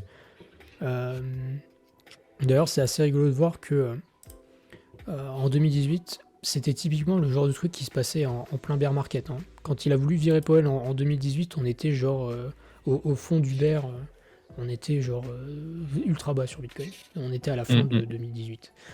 Powell, est-ce que ah bah Trump, on estime à combien sur Polymarket un petit peu? On estime à 22%. Ah, quand même, 21, hein. Putain. Je trouve que c'est vachement cher hein, sur Polymarket. Hein. La vache, je m'attendais pas autant. Bah moi non plus. Et ça... Putain, mais le truc il a jamais été en dessous de 15. Putain, mais ça se short, ça un peu. Parce que moi je considère que c'est pas 20... Enfin après, vous direz je suis personne, hein, mais 21% de chance sur ça. Après, il y a Bah, 362 000 en volume, enfin en TVL, quoi. C'est pas énorme non plus. c'est pas représentatif non plus, hein, mais bon. Ah, Et ouais. si jamais vous voulez lire quelqu'un que j'apprécie beaucoup sur le côté macro, je te l'ai envoyé Joe avant qu'on commence l'émission, c'est Andy Constant, qui donne un peu le scénario dans lequel Powell se fait virer. Si Powell se fait virer, grosso modo, c'est un bordel pas possible. Alors, soit les marchés sont très contents d'abord parce que du coup ils pensent qu'on va envoyer La bulle. voilà, c'est ça, on va rusher la bulle, etc. Puis on se rend compte que ah merde, c'est quand même de la déstabilisation politique, etc. Petite perte de confiance dans le dollar, etc. Pas certain que de manière générale dans le monde on apprécie des masses. Bon, pourquoi pas. Ou alors juste on nuque directement parce que on trouve ça insoutenable. Et après, dès qu'on aura la nouvelle personne, on enverra la machine à print et on s'en fout. Je suis relativement en phase avec la deuxième partie du message de Bluetooth, qui dirait que ce serait un signal terrible pour les marchés. C'est quoi cette pépé? J'avais pas vu. Mais par contre, la situation politique a changé. Trump a bien plus de manœuvres. Ah si, pardon. Trump a bien plus de manœuvres pour virer Powell. Mais je pensais que tu disais autre chose quand j'ai lu en travers. Relativement en phase. Mais même s'il a plus de manœuvres, je pense que les chances que Powell soit viré sont quasi nulles, hein, pour être honnête. Mais Après, est-ce qu'il en a pas marre, le Powell, quand même? Il doit être fatigué. Powell, il doit être fatigué, mais Powell, lui, il s'en bat le couille. Il est payé, il va faire ses interviews à pétaouche, là. Parce qu'après, tu vois, Gary il est parti quand même. Personne s'y attendait, mais Gary il est parti en soi. Ouais, bah après, Gary... Ouais. Ah, mais Gary, c'était la SEC, genre... il nous manque un peu. Il était viré, tu vois, genre... Ouais. Donc il est parti Oui, c'est vrai. lui-même. Genre la Fed, c'est quand même un poil plus important que le mec de la SEC, tu vois. Ouais. Enfin... C'est vrai. Plus indépendant, tu veux dire. Ouais, Aussi, un peu. Et Powell, à la Fed, enfin, dans ses derniers trucs, il est en mode, bon, non, mais j'en ai rien à péter des marchés, on fait ce qu'on veut, on regarde Il est trop drôle, le data, popo. on en a rien à foutre. Mec, il sait qu'il est dans sa dernière année, c'est un peu comme toi quand tu sais que t'es viré au taf, quoi. T'es en mode, Ouais. tu fais ta période de licenciement, machin, là, tu sais que t'es viré, tu chies dans les bureaux, t'en as plus rien à foutre, super, c'est 100%. Et ça, c'est trop marrant. C'est trop marrant. Bref. Allez, une petite question. Ouais. Je comprends. En parlant de layer 2, Mega ETH, mais est-ce que Mega ETH est positif pour ETH? Parce que pour Ethereum, ça ne fait aucun doute. J'aime bien la philosophie de la question et je pense qu'on serait relativement en phase tous les deux, du coup, je pense. Tu vois. Ah, c'est compliqué, hein. Moi, vas-y, donne ton avis, je te donne le mien. Pour moi, enfin, que ce soit positif pour Ethereum, ça fait aucun doute. Et de toute façon, on avait déjà dit que Mega ETH, c'était genre, je pense, l'apogée de ce qui est possible de faire en termes de design de layer 2. Enfin, c'est genre ce que tu peux intellectuellement faire de plus rapide, blockchainisé. Donc ça fait aucun doute. Bullish pour l'actif. J'ai envie de dire, pas davantage que les autres layer 2, quoi, parce que même si on va utiliser de l'Ether en liquidité, etc., je suis pas certain que sur Mega ETH, on va avoir des dizaines de milliards en TVL non plus, etc. Je pense que par contre la liquidité sera ultra, vraiment réutilisée, quoi. En mode il y aura vraiment une grosse activité parce qu'il y a beaucoup de volume, trading, quoi. Etc. Ouais, c'est ça, qu'on va vraiment faire du volume. Donc je pense qu'en termes de TVL ce sera assez limité, mais qu'en termes d'activité ce sera très cool. Ce qui fait que fondamentalement pour le token ETH, je suis pas certain que ça ait un impact grandiloquent, pour être honnête. Ouais, je suis assez d'accord dans le sens où c'est extrêmement bullish pour Ethereum. Pour le token, moins. Après, c'est un validium. Donc, ça veut dire que la DA est déplacée sur CSTA. Donc, CSTA est gagné. Donc, c'est très bullish en gagné. Ça, c'est sûr et certain. Pas forcément le token. Voilà. Mais il y a quand même du settlement sur Ethereum. Donc, faut voir si avec tout le volume qu'ils vont générer, est-ce que ça va pas générer pas mal de revenus pour Ethereum? C'est possible, je sais pas. Mais bon, ça sera pas suffisant à faire exploser la PA, quoi, clairement pas. Par contre, ça redore l'image quand même. Ça montre ce que peut faire une layer 2 qui s'assume en plus pour le coup, qui est pas comme Converge. Et peut-être montrer que la tech des layer 2, elle est méritante. Et c'est pour ça que j'aime beaucoup Converge, c'est pour ça que je voulais en parler. Parce que pour moi, c'est un moment pivot pour la technologie des layer 2. Le fait que ils l'utilisent sans vraiment le dire, mais que ce sont quand même parmi les plus gros acteurs, quoi. C'est pas des petits acteurs. Donc voilà, bullish technologie layer 2 dans tous les cas. Bullish technologie, hein. Bullish technologie. Bullish technologie. On va prendre beaucoup de risques en disant ça. Parfait. Est-ce qu'on se fait un brin d'analyse technique histoire de terminer Bah, tu fais, hein, moi, sur, pas mon c'est métier, le ça. moment où Mais... tu peux faire la sieste, yes, quoi. je peux faire semblant Avec pur d'écouter. plaisir. Hop là, c'est parti, messieurs, dames. On s'accroche, on s'accroche. On va commencer par alors le SP500 qui était ultra intéressant à suivre. Enfin, qui est toujours intéressant à suivre parce que de toute façon, c'est ce qui va dicter un peu comment est-ce qu'on galère, nous, derrière. Depuis le jour de la libération, vous connaissez, dump only, etc. Les tarifs. On a commencé à créer des structures intéressantes. Alors, je vous avais déjà dit sur Discord que le niveau des 4008, ça fait vraiment partie de ces genres de zones qu'on n'a pas du tout envie de perdre. Parce que ça représente quand même l'ATH de 2021. Enfin, disons que le PT d'un coup sec, on n'a pas vraiment envie de ça non plus. Enfin, en tout cas, si on considère qu'on veut être positif dans les prochaines semaines, je dis pas que ce serait pas positif à long terme, je veux dire, si jamais ça doit casser, c'est qu'il y a des problèmes plus graves et que derrière ça dirait de l'injection de liquidité.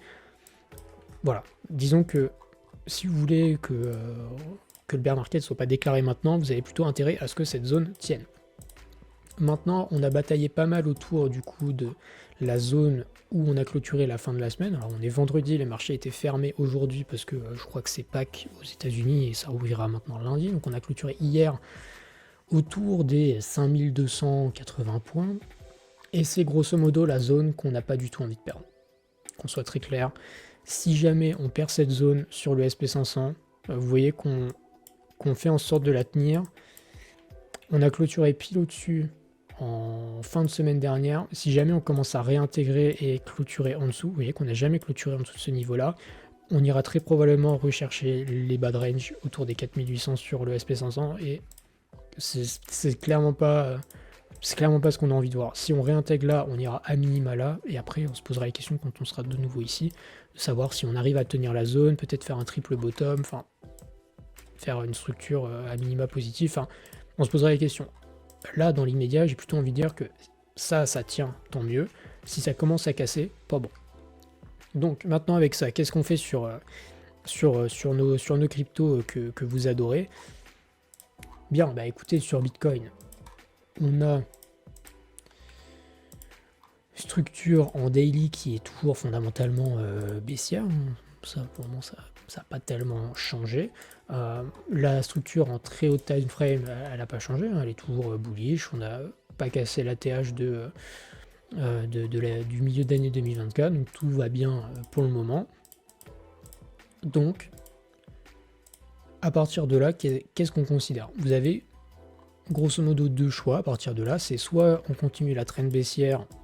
Par exemple, si le SP500 irait dans la zone des 5008, bah peut-être qu'on irait continuer notre trend baissière, peut-être qu'on s'arrêterait juste avant pour faire peut-être un vrai bottom qui serait plutôt pas mal. Hein. D'ailleurs, cette structure-là, elle n'est pas fondamentalement ultra bearish, c'est pas la structure la plus dégueu non plus qu'on a vue. Elle est juste pas ultra belle. Ça reste une structure baissière, mais on essaie de défendre ces niveaux-là, ça reste quand même plutôt sympa. On a le niveau intermédiaire où on est en train de se stabiliser autour des 84 000, 83 500, zone qui nous sert de support résistance de manière assez nette. Quand on est au-dessus, on voit très clairement que c'est un support. Quand on est en dessous, on bloque, et là pour le moment on est au-dessus. J'ai envie de dire que comme sur le SP500, c'est une zone qui doit tenir, c'est une zone qu'on n'a pas envie de perdre. Peut-être qu'on doit aller chasser peut-être les liquidités qui sont là en très court time frame, hein, je dis pas le contraire. Mais on n'aimerait vraiment pas voir beaucoup d'acceptation et retourner sous les 80 000. Ça me semblerait trop tentant d'aller ensuite chercher les equal low qu'on a laissé là et tout ce qu'on a laissé là. Donc j'ai très envie que cette zone tienne. Moi, vous savez que je suis positionné plutôt short à l'heure actuelle pour la continuation baissière. Mais très honnêtement, les deux scénarios se tiennent. On peut aussi considérer que cette zone va tenir et que on va aller chercher des liquidités un petit peu plus haut, qu'on va peut-être essayer d'aller chercher les 90 000.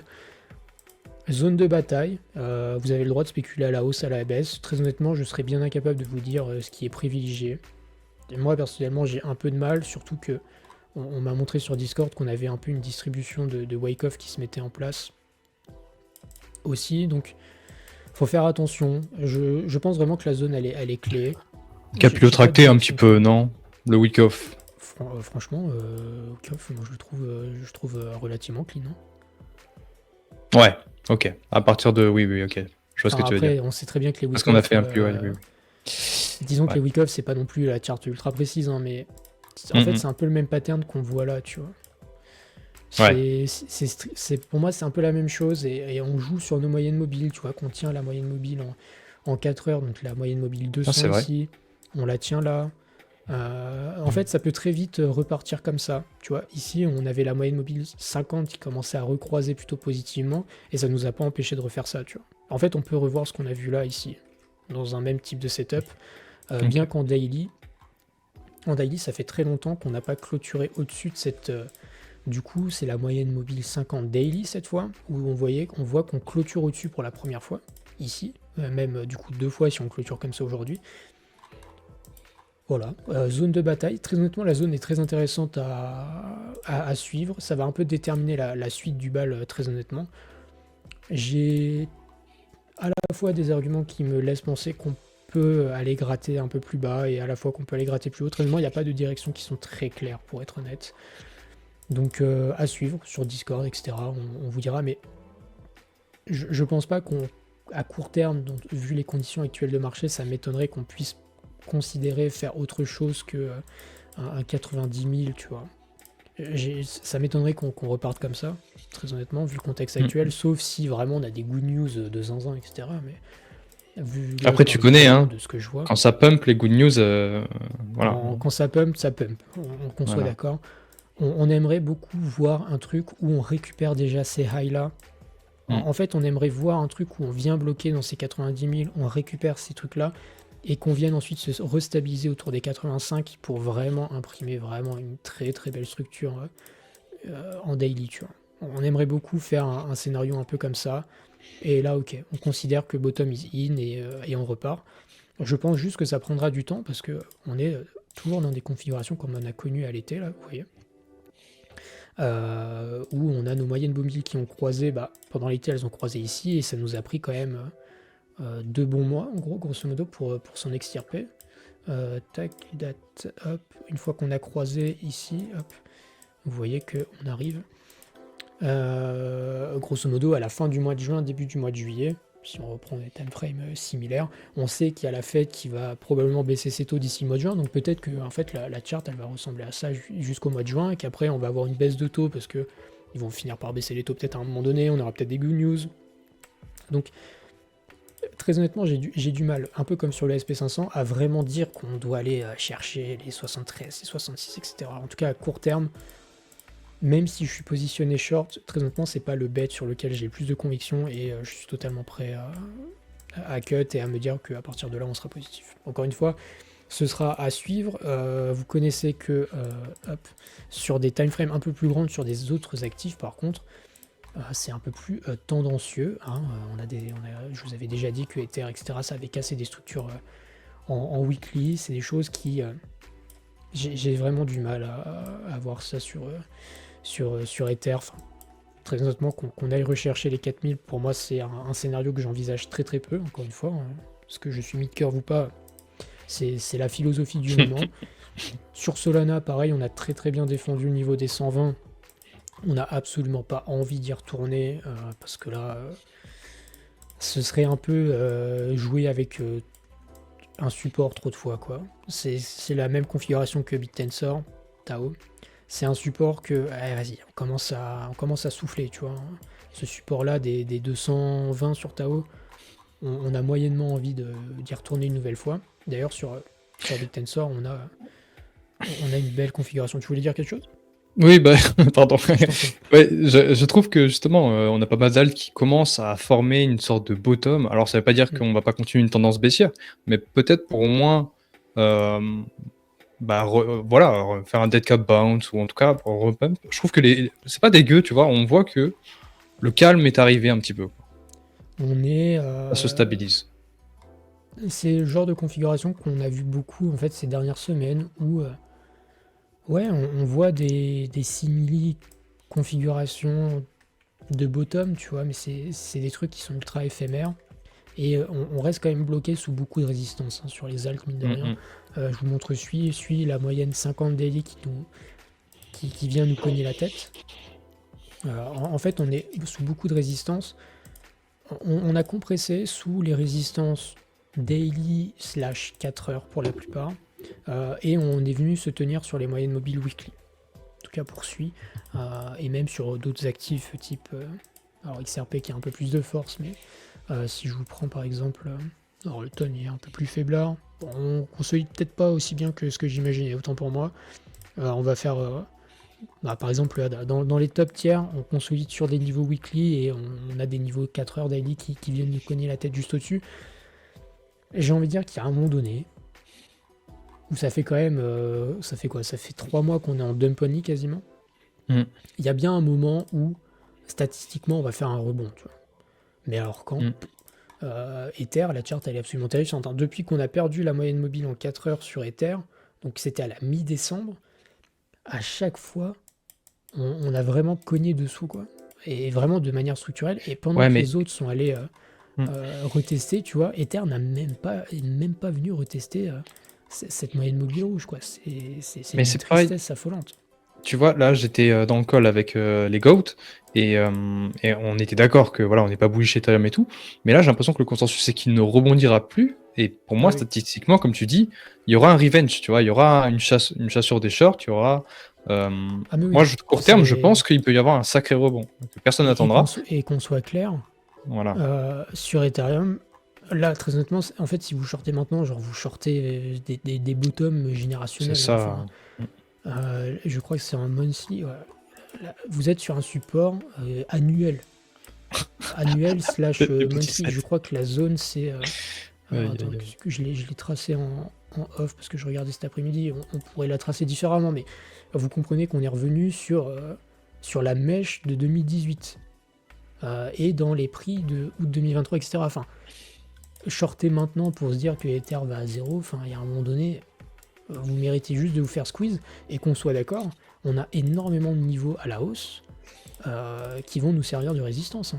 Je vous parle même pas d'un Ether à 4000, hein, mais déjà, ne serait-ce que là, on a toutes les résistances possibles et imaginables. On a là, alors déjà, il y a la 4 heures qu'il va falloir s'affranchir, mais bon. Très honnêtement, la charte d'Ether, elle est relativement clean, hein, on va pas se mentir. Elle fait un peu comme Bitcoin, c'est-à-dire qu'on n'a pas tellement envie de casser beaucoup plus bas que le niveau où on est. Mm. Et que si c'est le cas, bah, dans ce cas-là, c'est qu'il y a tout qui nuke et que Bitcoin est à 78 000 et que dans ce cas-là, on continue juste et qu'on officialise le bear market, tu vois. Ça, pour moi, c'est vraiment ça. C'est en mode si Bitcoin nuke, le reste est vraiment genre, c'est fini. Donc, C'est ça. là, très honnêtement, j'irai pas le short. Au-dessus, on aura déjà le niveau des 1800 à passer dans un premier temps. Et si on commence à être positif, on ira chercher la moyenne mobile en 3 jours autour des 2300, puis la daily autour des 2500, j'imagine, si on commence à repartir comme ça. Puis la weekly qui viendra aussi nous cogner là. Donc, vous couplez ça avec un Bitcoin qui peut-être ne fera pas d'ATH. Je dis bien peut-être, hein, encore une fois, je n'en sais rien, mais ça se trouve, le scénario sur Bitcoin, c'est ça. Hein. On va essayer de se décaler un peu histoire de... Peut-être que la fin de cycle se termine en autre boudin et on revoit Bitcoin 100 000, tout le monde est content et nanani et nanana, et que Ether nous fera un truc comme ça et rideau, tu vois. Il y a énormément de résistance à passer comme sur Bitcoin en fait. Un peu la même zone que sur Bitcoin où je répète souvent que on a plein de résistances. En fait, tout ça là, toute cette zone, encore une fois, c'est que des résistances. Et à mon avis, ce ne sera pas chose aisée. Et une fois qu'on y sera, je ne suis pas certain que ce soit la zone idéale pour se placer. Très honnêtement. Comme je l'ai dit un petit peu plus tôt dans le stream, ici, c'était relativement plus facile de bid parce que on était moins dans des temporalités de top de cycle et les peurs étaient un peu surcotées. Dans cette configuration-là, acheter une confirmation ici, c'est compliqué. Donc, si vous voulez jouer un rebond, vous feriez mieux, à mon sens, de vous positionner maintenant, y compris sur les alts, plutôt que le contraire. Et après, vous positionnez pas... Mince, pardon, je tapais dans le micro, excusez-moi. Vous positionnez pas non plus comme des andouilles sur des résistances et à swap vos Ethers dans des trucs qui sont déjà en ATH. Parce que Ah c'est bah, la clairement. mode de dire hype, je swap mes Ethers en hype, etc. Si vous faites ça, vous êtes en train d'acheter un ATH les uns sur les autres. C'est bizarre, j'ai vu personne swapper les Ethers en hype quand hype était à. Mm, Enfin, quand on était début avril. Bizarre. mm. Bizarre. Et je vais Bizarre, pas faire le bizarre. mec, je l'ai pas fait parce que moi j'ai juste tout liquidé. Donc comme ça c'était rapide. Swap Ether en USDT, rideau, hop, fin de l'histoire. Maintenant, est-ce que ça vaut le coup d'aller swap de l'Ether en hype maintenant? Si vous avez la conviction, je vous en prie, il faut quand même rappeler qu'on est sur des ATH. On est peut-être en train de consolider au-dessus de ce niveau-là maintenant. C'est beaucoup plus simple de le faire là. Le faire ici, est-ce que c'est pertinent ou pas? Ça se trouve, Ether va surperformer. Encore une fois, vous ne savez pas. Et pareil sur Solana. Alors, hop, je me permets de... Hop là, tac, on va cacher ça quand il faudra retweeter si besoin. On a quand même, pareil, un ATH sur le sol ETH. Donc, est-ce que c'est maintenant qu'il faut le faire ou pas? Je ne sais pas, très honnêtement. C'est plus une question de conviction, je pense, mais faites quand même attention parce que si jamais ça part dans l'autre sens, bah, vous aurez perdu ici, puis le relais parce que vous aurez swap à des mauvais timings. Sinon, encore une fois, hein, je vous montre sur quelques altes, on a des structures plutôt sympathiques. Bon, on a même des croisements de moyenne mobile relativement positifs sur quelques altes. Est-ce que c'est le moment de se positionner? Statistiquement, des croisements de moyenne mobile comme ça en 4 heures, jusqu'à maintenant, on a eu une fois où c'était pas très bon de se positionner et puis on s'est fait remettre à l'envers derrière. Voilà. Si on considère que le bottom est vraiment in, on pourrait être dans la configuration comme ici, où à partir de maintenant, c'est-à-dire que Tao va aller faire sa performance qu'il doit nous faire, moyennant peut-être qu'il s'arrête ici. Hein, si jamais Bitcoin doit top à 90, peut-être que Tao s'arrête là. Si on prend peut-être un Fibonacci depuis ce top là, hop. Tao il veut pas 5K alors.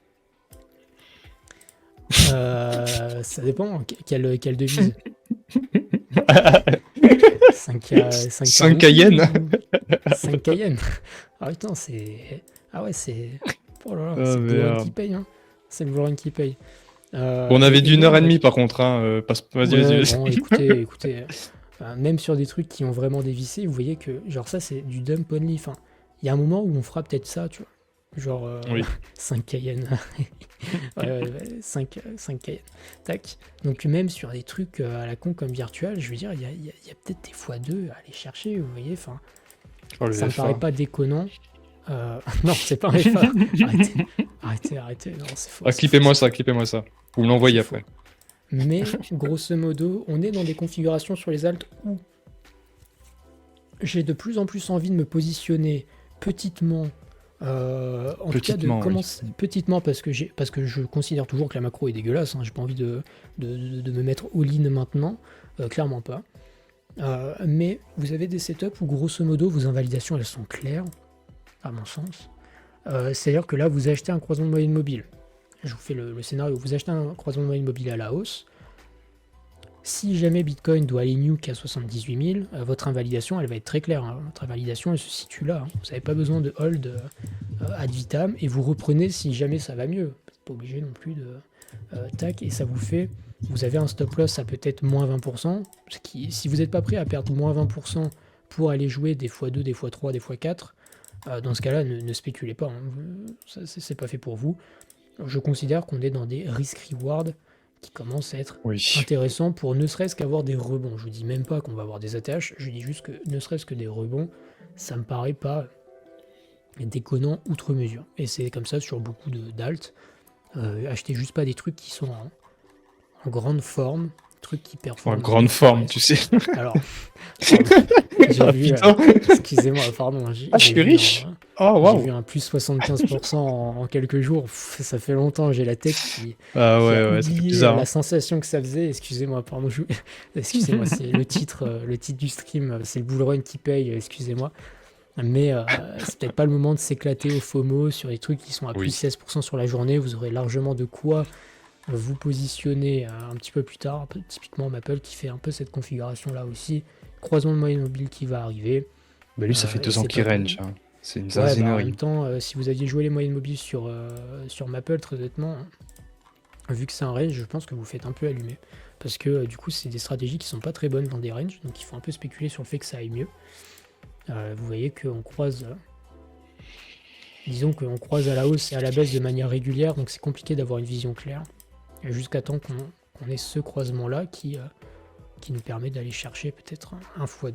Donc voilà, encore une fois, il n'y a pas de setup miracle, la situation elle est compliquée, il y a des trucs qui sont intéressants, c'est possible de commencer à se mettre à spéculer, vous n'êtes pas obligé d'être all-in non plus, parce que c'est pareil, tout le temps les gens ils ont l'impression qu'il faut être all-in ou pas all-in, garder toujours des poches de stable pour aller farmer des protocoles, des airdrops, des trucs et des machins, ou juste acheter d'autres actifs. Vous pouvez acheter du SP500 On-Chain, du Gold On-Chain, Ouais. et plein de trucs. Vous pouvez faire 15-20% IPY sans forcément hold des cryptos. Enfin, il y a plein de trucs différents à faire. Donc, faites attention à votre capital, c'est le plus important. Et quitte à faire un peu moins d'argent, faites-le de manière plus sereine. Voilà. Ouais. Eh ben. Je vais répondre rapidement. tu dis pas 2x10 sur Chainlink, mais au final, regarde XRP, le marché crypto est débile. En vrai, ces arguments, ils sont quand même très irrationnels. Je sais pas si tu as envie de baser ton investissement sur un argument qui est irrationnel. Bien sûr que c'est vrai. Bien sûr qu'on peut s'attendre à des trucs qui sont zinzin, mais ça arrive une fois sur. Tu regardes Fartcoin. Fartcoin, c'est le seul meme coin à perfait. Est-ce que tu vas dire je vais in dans ce meme coin parce qu'il va faire une Fartcoin? Tu as une chance sur 10 000 que ça arrive. Donc, je trouve que c'est très dangereux, surtout quand on n'est pas dans une période d'euphorie. Mais en soi, t'as raison.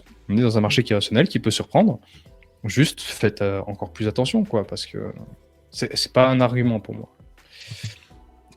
Je sais pas ce que t'en penses. Disons que le XRP retournera d'où il vient. C'est-à-dire que... parce que là, s'il va à zéro, je fais de ça. Hein.